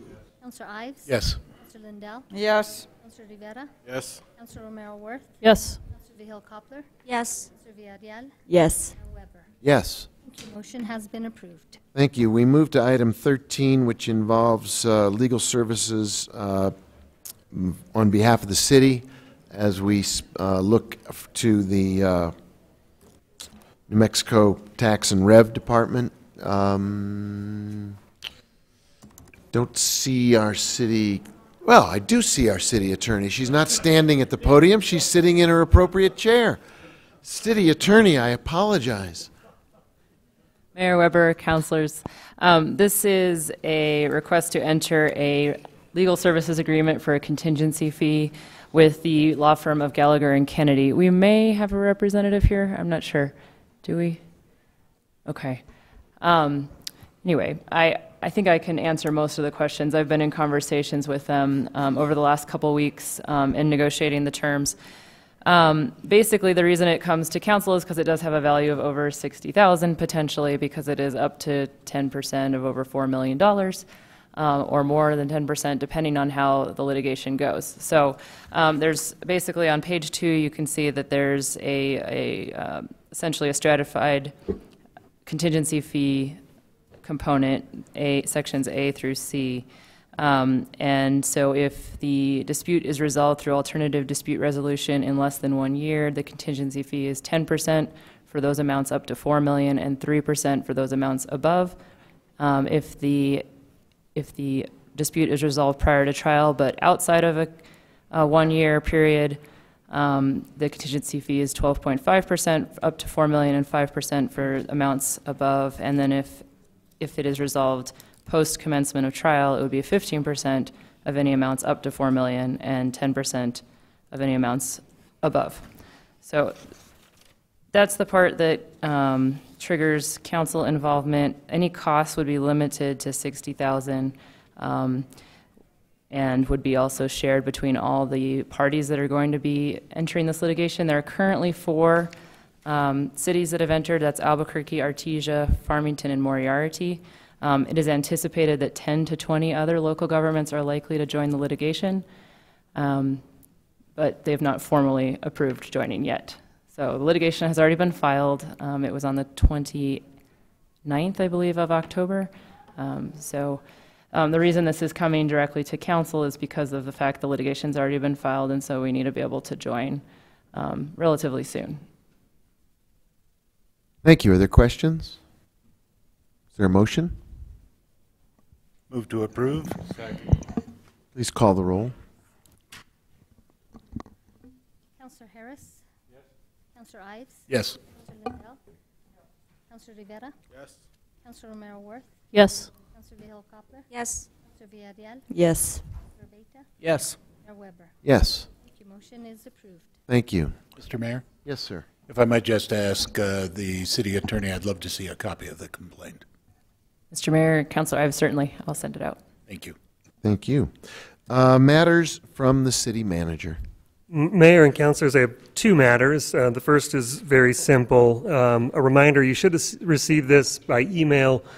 I will send it out again so you have it, but the city's Christmas party is December 7th, which is a Friday, 6 p.m. I know people would really love it if you all were able to attend, so the invite is there. Councilor. So I have a question on that. How do you, it doesn't really say how you buy tickets. It says they're $10. Do you buy them at the door? How do you do that?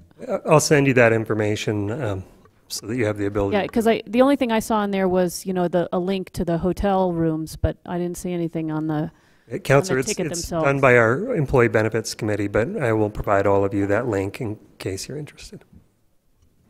Okay, item 2 is something that I'm going to read through some points that were given to me by Finance, because this is both very important and also something that we should be very proud of. So the city of Santa Fe today sold $20 million of senior lien GRT bonds. Again, that just happened today. These the city's senior lien bonds AA+ rating was reaffirmed by both S&P Global and Fitch. The GRT bonds sold via a negotiated sale at a true interest cost of 3.637%. Bond buyers submitted $75 million in bids for the $20 million in bonds offered. That means that we are an attractive investment, and it also allows us to make some good decisions.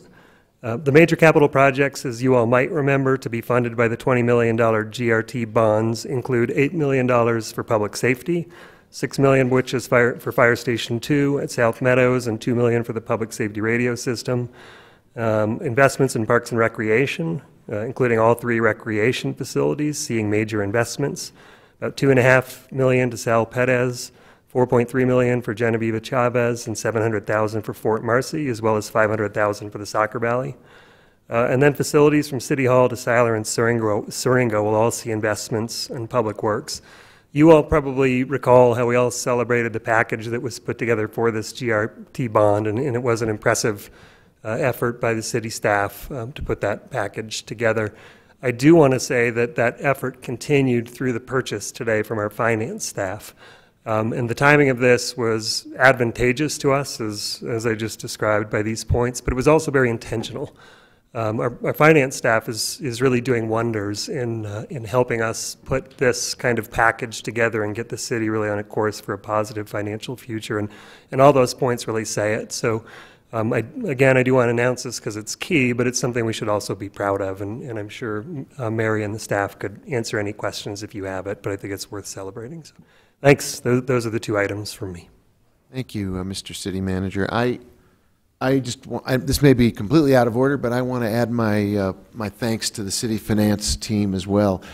When you think about a $20 million bond issue coming out before the Fed raises its interest rate again and attracting $75 million worth of bids to buy those bonds, we are clearly the beneficiary of excellent work by the finance team and by everyone who contributed to creating that package and to really explaining to the market why Santa Fe is a great investment, why our projects are well thought about, well thought through, well documented, why they can believe that the money will be well spent and well managed.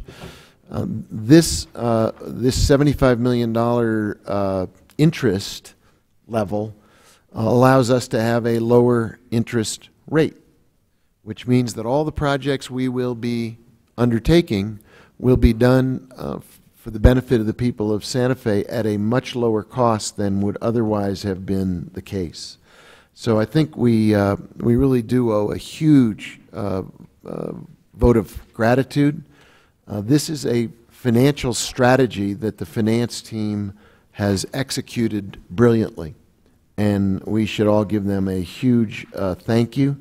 And we now need to manage the investment, obviously, carefully and with great transparency, but to get us on target, on schedule, and with such a remarkable financial result is a real testimony to the quality of the workforce and the people who are handling the financial future of Santa Fe. Just wanted to say that. Matters from the city attorney. No further matters, Mr. Mayor. Thank you. You were very good. I didn't even see you there. Matters from the city clerk. I have none, thank you. Matters from the governing body, and I would like to give Councilor Harris first bite at the apple because you were so generous in letting us not go back through our agenda process so that you could give some thoughts about the document on sustainability. Mayor, you're being generous. I was simply asleep at the wheel, I think. So I won't, you know, I actually have, I have some notes here that I think what I'll do is forward to Beth Beloff in her capacity as chair of the commission. Generally, I had, words of praise. I thought it was a good effort. I want them to really focus on transportation. I realize they had the triple bottom line plus carbon. There was a real discipline, a rigor. I mean, you had to kind of work through it a couple times to understand how they're assessing things. But I thought it was a good document and something that can be worked through. I just want them to focus on transportation, really. And when you look at, you remember the chart that shows roughly 50% of those greenhouse gases are related to transportation. And they certainly talk about it, and it gets high ranked. I just want to make sure it stays there. And this gets to, quite frankly, the Arroyo Chamizo Crossing study and what that might be able to do in a big way.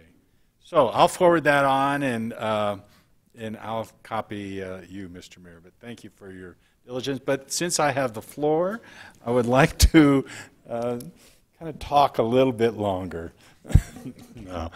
So I want to introduce a resolution urging the New Mexico legislature to support and enact legislation amending the Aviation Act to allow for the imposition of landing fees. This gets towards, there's just a certain category. This is Senate Bill 18 that passed both houses last year. It was pocket vetoed by our still governor. So I think it has a very good chance. But this will be one of the steps that the airport is taking in order to be financially sustainable, which I truly believe that we'll be able to get there by the end of this fiscal year. So with that, thank you. Thank you, Councilor. Councilor Romero-Worth, you have something for the good of the order. Councilor Ives. Thank you, Mr. Mayor. I would begin by joining as a co-sponsor on Councilor Harris's resolution just introduced. I would also join as a co-sponsor of the resolution to be introduced by the mayor this evening, as well as the ordinance being introduced by Councilor Rivera. And I would also introduce a resolution approving the exchange and transfer of one tract of city-owned real property located at 4491 Cerrillos Road to the state of New Mexico in exchange for the transfer of multiple tracts of state-owned real property to the city of Santa Fe. Thank you. And I'm happy to state that Councilor Romero-Worth is a co-sponsor. Excellent. Thank you. Councilor Lindell. Thank you, Mayor. I'd like to add on as a co-sponsor with Councilor Harris, please. And just a couple of things. I would ask of the city manager that we send out some kind of a memo to the governing body determining our policy for how we go about legislative service activities, if those should go directly to legislative services, if they should go to the city attorney with a CC to you, what's the appropriate way that we do that? I think it's been a little helter-skelter in how that happens. The second thing that I wanted to talk about is that you can buy turkeys in this town for 45 cents a pound. That means you can get a 10-pound turkey for $5. And I hit Councilor Ives up pretty hard, and I'll be delivering 20 more turkeys tomorrow over to the food depot. So I'm happy to shop for anybody that would like me to do that. I think that by the time it's all said and done, within City Hall, I'll probably get to deliver almost 100 turkeys over to the food depot. So $5 for a turkey is pretty cheap, and I'm looking at all of you. So I'm going shopping tomorrow. Yeah, me and you, Mayor. Come on. So $5, you can make a Thanksgiving for a family in Santa Fe that's facing some struggles, and it's been a pretty great year for all of us. Let's do our sharing things, because I know that's who we are. Thank you, Mayor. Councilor, thank you. Councilor Villarreal. Thank you, Mr. Mayor. Just want to reiterate that point. There's a lot of different groups that are asking for help, not just during Thanksgiving, but all the time. And Adelante is one of them. Adelante is seeking food donations, and they're also looking for people to help with packaging Thanksgiving meals and doing boxes. So if you're willing to help out, please let them know. And just wanted to let all of you know that I'm thankful for all of you, and however you celebrate Thanksgiving whether it's through family or friends, or you don't celebrate at all, I hope you enjoy your time off. Thank you. Councilor. Thank you, Councilor. Councilor Rivera. Thank you. So I just want to make sure I wasn't going crazy here, but I found those dates that were... Well, Councilor, those two items are not necessarily connected. You may still be going crazy, and you have found those dates. The October 7th Public Works is listed as a Tuesday, and the October 8th on City Council is also listed as a Tuesday. So simple fix. I'm sure you would have caught it, but just wanted to point that out. I wanted to thank the mayor, Councilor Beta, and our Public Works Director for a ride-along that we did in District 3, and we're able to take a look at some areas of concern that have been mine since probably for at least the 6 years that I've been on council. So appreciate you all taking the time to do that and looking and seeing what was going on. Wanted to thank the city for the Veterans Day Parade. That was a great event. Fire department, police department, and all the the Veterans Commission and all the people that work with them to make it happen. It was a great day, and please thank all city staff that were involved in that. Happy Thanksgiving to everybody.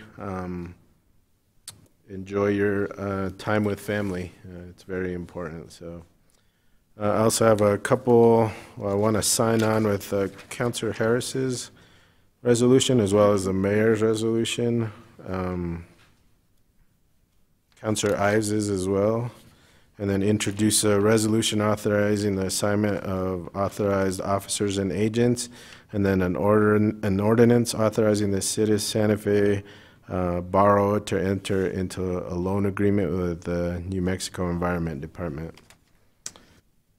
And then lastly, just, you know, I hate to continue to bring this up, but I think we've all been patiently waiting for the class and comp study, and I don't know what I need to do to get it. I had a meeting and was told it would be 2 weeks, and that was several weeks ago, so yeah, I don't know if I have to file an IPRA to try to get it, but I hope not. Be nice to see the class and comp study, which I think has been delivered since May, and I think it cost the city significant dollars to get it, so it would be nice to finally be able to look at something. So that's all I had, Mayor. Thank you. Thank you very much. Councilor Abeyta. Thank you, Mayor. I just wanted to, as the Chair of Finance, publicly thank and congratulate Mary McCoy and all of the finance staff on the successful sale of the bonds and also our AA+ bond rating. I also want to thank the Finance Committee and Public Works Committee for help pulling that together. It was quite a learning experience, and we moved fairly quickly and got through it, but it took all of us to do it, so I'm very grateful for that. And Ms. Willer, now it's your turn to carry the ball and get those projects done and take us across the finish line so we can sell some more bonds in 24 months. Thank you. Thank you, Mayor. Thanks, Councilor. Councilor Vihil-Coppel. Thank you, Mr. Mayor. I, too, want to sign on to Councilor Harris's resolution regarding the airport. And some of these other things, I'm not really sure what they are. So I guess I'll find out eventually. I would like to ask or let Eric know that the public is continuing to complain about the lack of lifeguards and the ability to use the pools. But more specifically, if there's a way we could, for each rec center who has to close the pool or change the hours because of staffing on a particular day, if that could be updated on the website for each rec center. One complaint I had was that a gentleman went to his pool, was closed because of lifeguards, not having lifeguards, and then drove to another pool, that pool was closed, ended up driving all over Santa Fe, and there was no pool to swim in. So it's really important that we get to use the services that we provide, and important to at least the public who does that. And so I think it's an issue that we've got to figure out. I did visit with the mayor, but I don't know. It's not my role, so it's very important. I want to echo Councilor Rivera's request for the class and comp, because it has been a long time. And it's really important, and I can't think of anything more important. And so that's something I'm very patiently waiting for, and you know I will be dissecting that as well. Thank you. Thank you, Councilor. Couple quick items. I am introducing a resolution. This is in support of the Silo Road project. It puts us back on record as taking one more shot at getting this project the points it needs to get built. So that will start working its way through the various committees and back to us so that we can get it done in time to be part of the submittal. Councilor Lindell reminds us about hunger in Santa Fe. a couple weeks ago, she and Councilor Maraworth and I went to the Food Depot for a very powerful learning lesson where we sat down with other folks and went through what it costs to pay the rent, pay for transportation, pay for medical care and health care, pay for insurance, pay for incidentals, pay for food, and then we did the math to figure out how much money a typical family of four with 2 minimum wage earners have to live on, and it doesn't work. There are about 6,000 young people going hungry in Santa Fe County right now. There's a clothing drive on to provide warm clothes as the winter comes quickly and severely this year. And so as we head toward Thanksgiving, let's remember to help everyone in our community, those who are young and hungry, those who are old, those who are homeless, those who are cold, and see if as a council and as a city we can step up and make a difference in the ways we help others. And Councilor Lindell, thank you for your service, and to everyone who is doing their own part, thank you for that as well. Let's adjourn and come back in 10 minutes and start our evening meeting in 10 minutes. Thank you.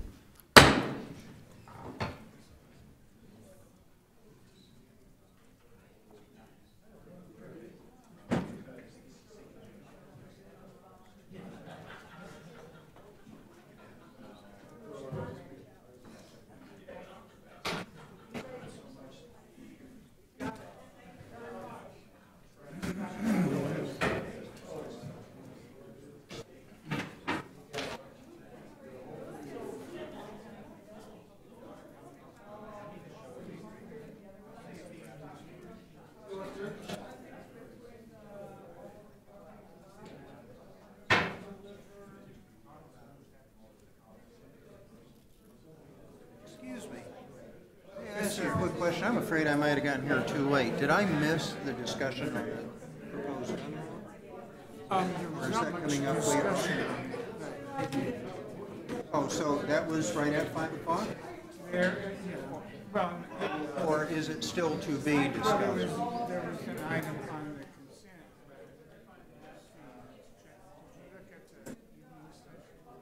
I don't know. I mean, this is all I have right here. 5 o'clock governing body, 7 o'clock governing body. So if there was going to be any discussion, I would like to have some comments on that.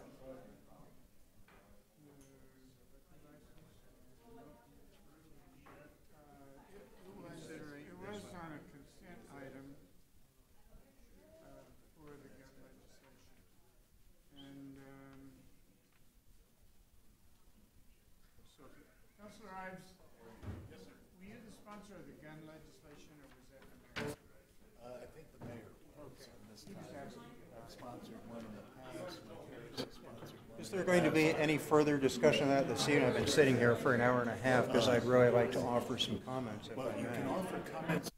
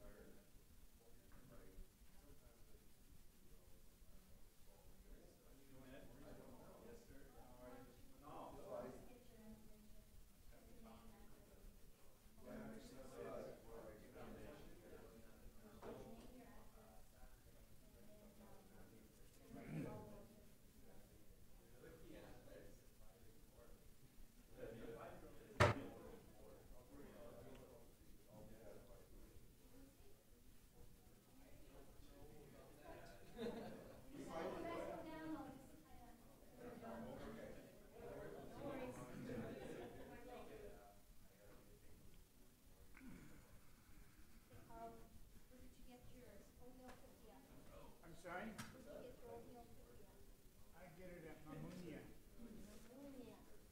Where that is? Down by the, yep, just down the street. Right beside it. Before you get. They have very good food. Plus, you got good coffee there. I guess you don't care about that.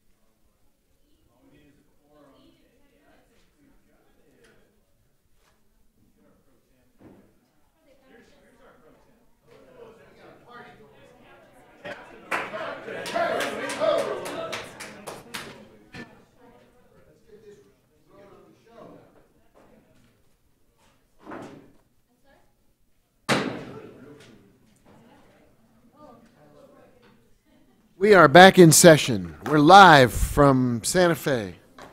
We begin with petitions from the floor. If there's someone who wishes to be heard, please step up to the microphone. Typically, it's not on, not on things that are coming later in the agenda. It has to be your own deal. Right. Mayor Weber, councilors, thank you. My name is Bill Roney. I'm an almost 50-year resident of Santa Fe. I'm married with a wife, a couple of children. I'm also the owner of the Outdoorsman of Santa Fe, and as such, I think at this point we're the only independently owned gun store in Santa Fe.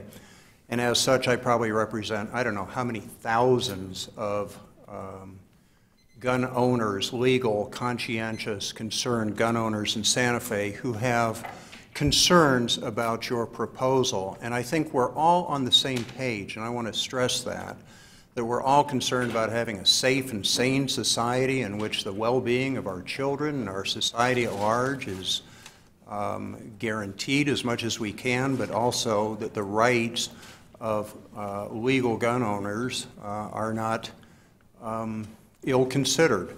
And what I want to do this evening, just real briefly, as I read over some of the whereases and the assumptions that lead to your proposals, I wanted to share with you as a gun owner, as a federally licensed gun owner, some things that are not factual, and I want you, all of you as a body, please to consider these so that we can actually concentrate on effective action rather than just, I wrote down here, emotional, or you know what I mean. We can speak real loudly without getting anything done that's really effective.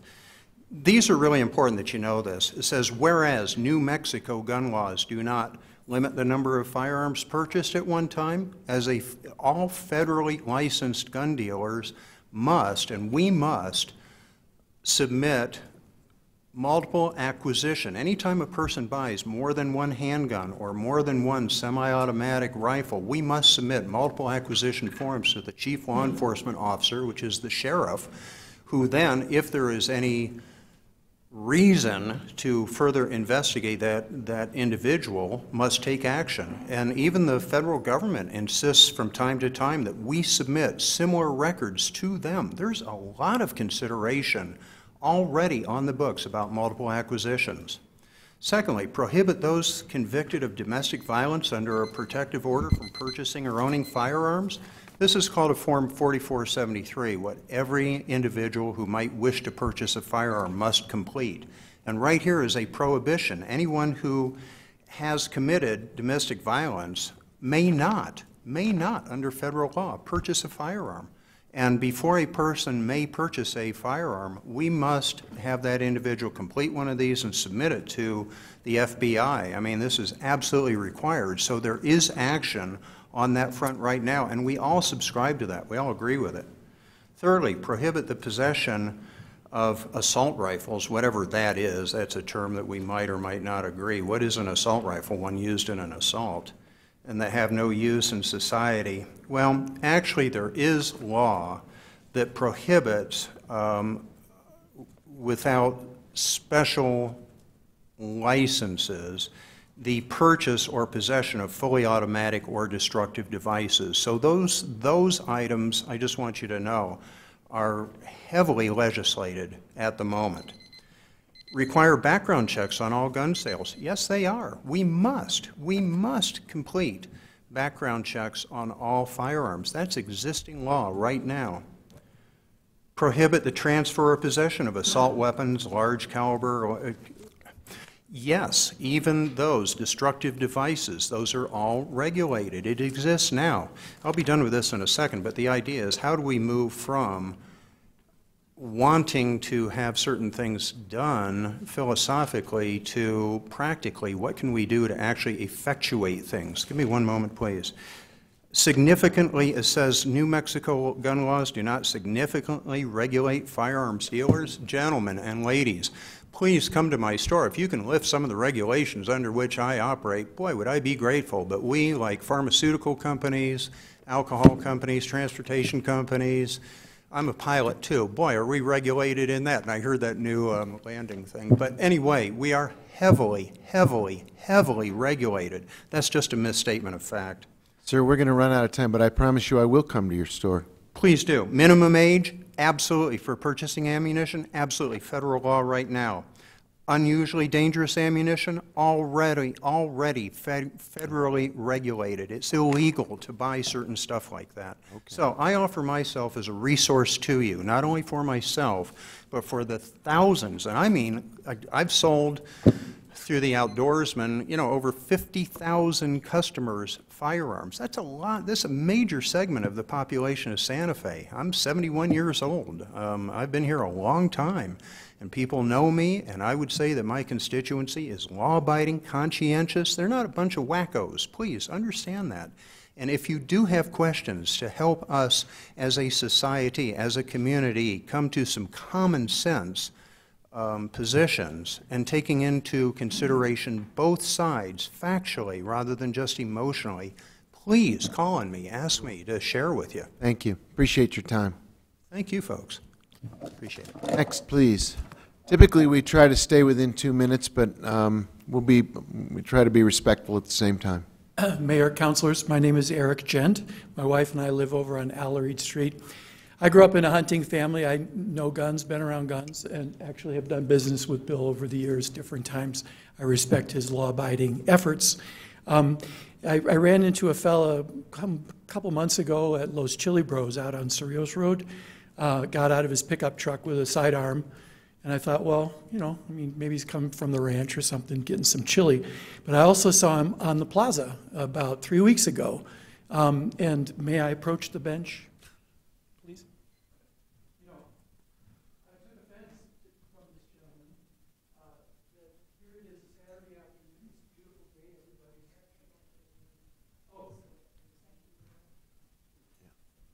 Just wait and go back to the.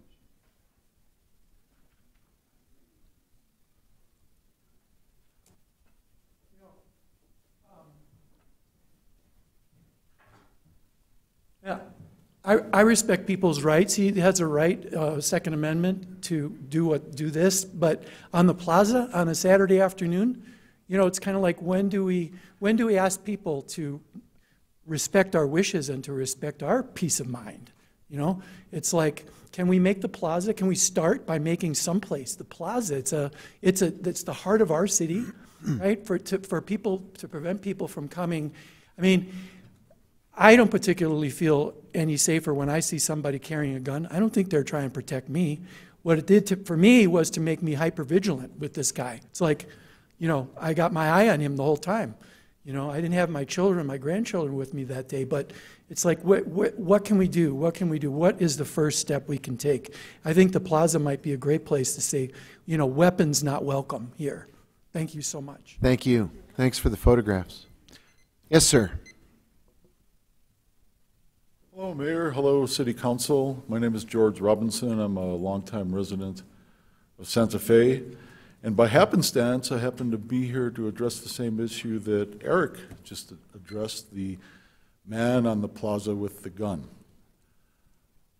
That was the Saturday that the synagogue was shot up. I was already in great distress. I'm not Jewish. The things that go on in this world, you know, I had been forcing myself to ignore them because, you know, it's just too stressful. Every time you turn around, there's a mass shooting, something bad is happening. I had just heard about this news at the synagogue. I was walking down to the plaza, and I walked straight into this man. And now this man, when I see a person expressing their political position, he has every right to that. He had a Trump hat, he had a Trump t-shirt, he was wearing a Star of David, which seemed a little incongruous. Okay, but that's all right. And when I see a man carrying a sidearm, well, that's well within his rights in the state of New Mexico. Open carry is, you know, allowed. And it's great. You know, I'd rather see open carry than concealed carry, and it's within his rights to carry. But when I see a man combining his political views with a sidearm, that's a little bit incongruous and disturbing in my mind when I see, you know, a man supporting a political point of view and carrying a sidearm. I asked him, you know, what was he doing there? He wouldn't answer. You know, he put his hand to his weapon. I felt in fear for my life. You know, anything could happen. Somebody could pop up and do anything. I left him alone, and he was on the plaza. I left him alone. I called 911, and 911 told me that he was totally within his rights doing what he was doing. I said, well, maybe you could get somebody down here to just talk to the man. They refused to do that, and they said, well, we can send somebody to talk to you if you would desire that. Well, that wasn't going to help the situation, but, you know, I got a little curious, and I wondered if it was legal to carry a weapon in a Santa Fe public park. And I did look on the city's web pages. I went to the Parks and Recreation Department. One of the ordinances on that page was that no firearms are allowed. So I don't feel safe, just like Eric doesn't feel safe with firearms on the plaza. We already have an ordinance. I was shut down by 911 and trying to get at least somebody to come talk to him. And I'm still disturbed over the issue, and I hope at least we can fairly enforce the City of Santa Fe's ordinance in the public parks. And I thank you for your time. And the man still appears on the plaza from time to time. I've heard he's been seen at various parking lots around town, Big Lots being one of them. And, you know, that's private property. And you can opt out of the open carry in private property. I don't know if Big Lots has or not. But we do need to do something in the city to at least let people feel safe. You know, I'm a citizen of Santa Fe. I don't feel safe. The tourists of Santa Fe certainly do not feel safe when something like this happens on the plaza. And this man continues to appear, and if the officers would watch for him, at least advise him not to come to the plaza with his weapon, I would appreciate that. Thank you. Thank you for your time. I appreciate it. Is there anyone else who wishes to be heard at this time? Last licks? Okay.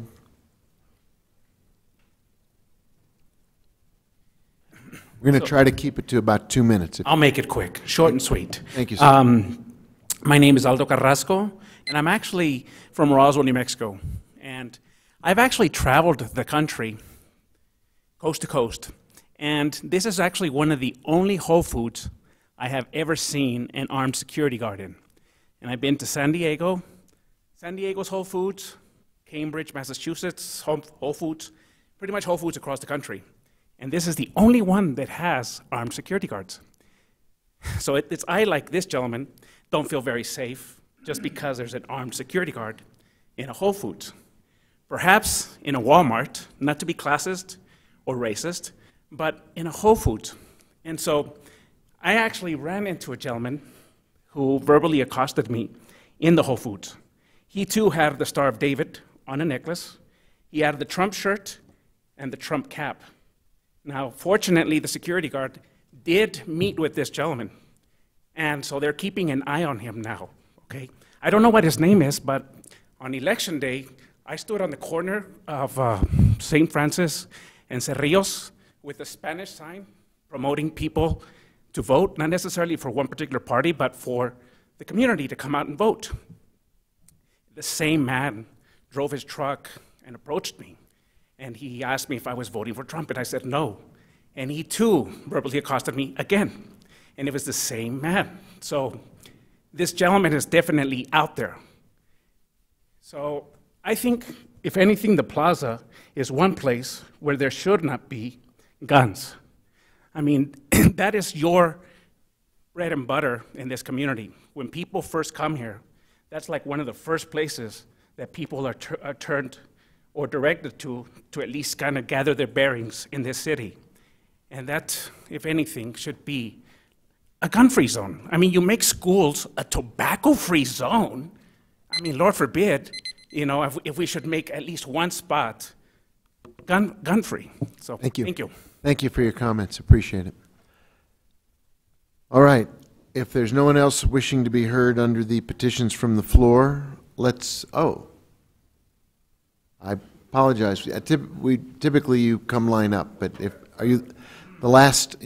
Others who have not yet spoken, it's one to the customer. But go ahead. I'll be real quick. I'm one of Bill Roney's customers, and I agree with what he says. And speaking specifically of the Whole Foods armed guard, Whole Foods decided to do that about 10 to 12 years ago because there was a shooting, I believe, in one of the Texas Whole Foods where a robber came in and he shot one of the employees and one of the customers, and there was no armed security. So there have been people that know the person who is the manager of CSI Security, which his name is Jay, and he's generally the man that's over there carrying a gun.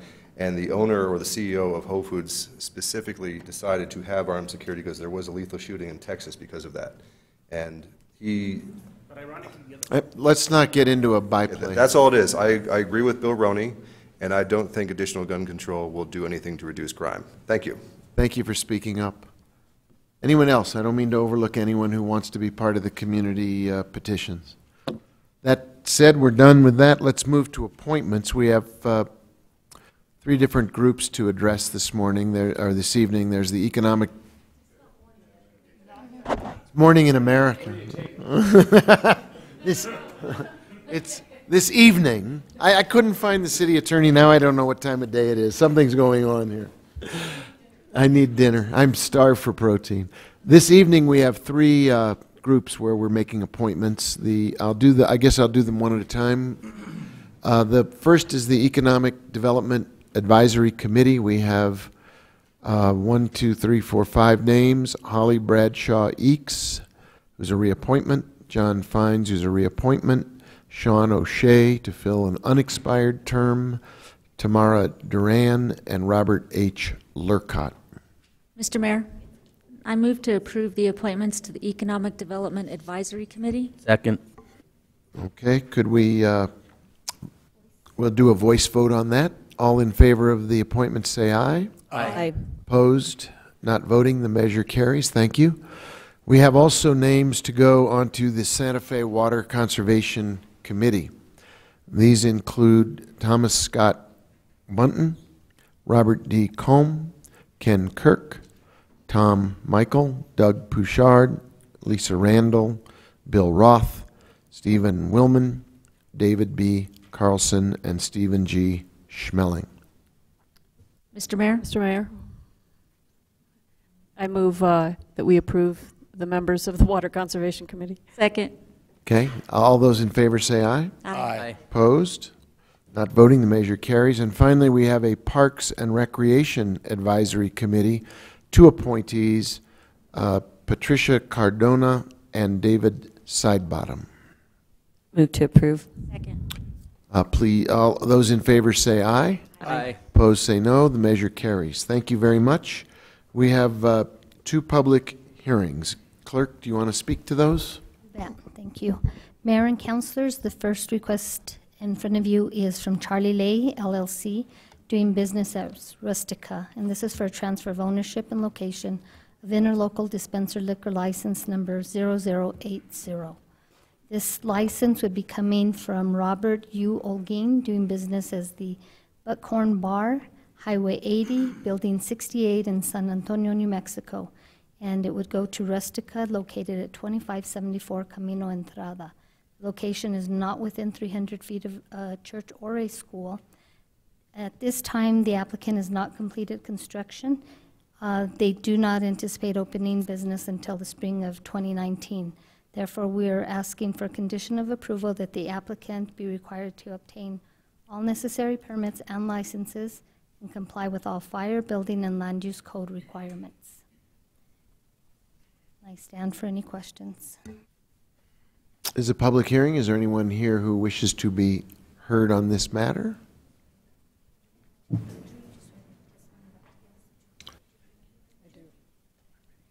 Mayor, councilors, my name is Linda Aiken. I'm the attorney for the applicant. I just want to tell you who Charlie Lay is. It's Josh Baum and his wife, Ann Gordon. And Josh started as Josh's Barbecue and grew into the Ranch House. And he's got that one running like a well-oiled machine, and he's interested in having another restaurant. And this will be located in the building that was the Outback, right across the street from him. So he'll have 2 restaurants, or they will have 2 restaurants this time. Thank you. Question? Just a quick question. So is Rustica Italian. Italian, okay. Curious. And that's a full liquor license? Yes. Okay. That's all I have. Good luck. Anyone else? Is there a motion? Motion to approve. Please call the roll. Councilor Ives? Yes. Councilor Lindell? Yes. Councilor Rivera? Yes. Councilor Romero Worth? Yes. Councilor Vihel Coppler? Yes. Councilor Villarreal? Yes. Councilor Beta? Yes. Councilor Harris? Yes. Mayor Weber? Yes. Thank you. Motion has been approved. Thank you. Item number 2, request from Adobe Investors LLC, doing business as Jinja Asia Cafe. Thank you. Yes, Mayor and councilors, this request is for a transfer of ownership. Basically, it's a change of stockholders, and it's of interlocal dispenser license number 28014. The location is not within 300 feet of a church or a school. There are staff reports in your packet regarding litter, noise, and traffic. As a condition of doing business in the city, we are recommending that this business comply with all of the city's ordinances. Thank you. This is a public hearing. Is there anyone here who wishes to be heard on this matter?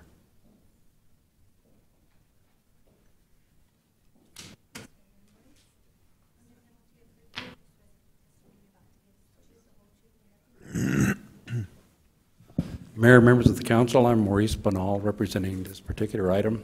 The owner of this license, Helen Borelli, actually, she died. And what this ownership transfers to the son and the daughter. So they're keeping it in the family and continuing at Jinja. So basically, it's just a transfer of ownership of the stock to the kids. And that's, I would stand for questions. Okay. Here's a question. No, not No, really. no question. Motion to approve. Second. I'm so disappointed.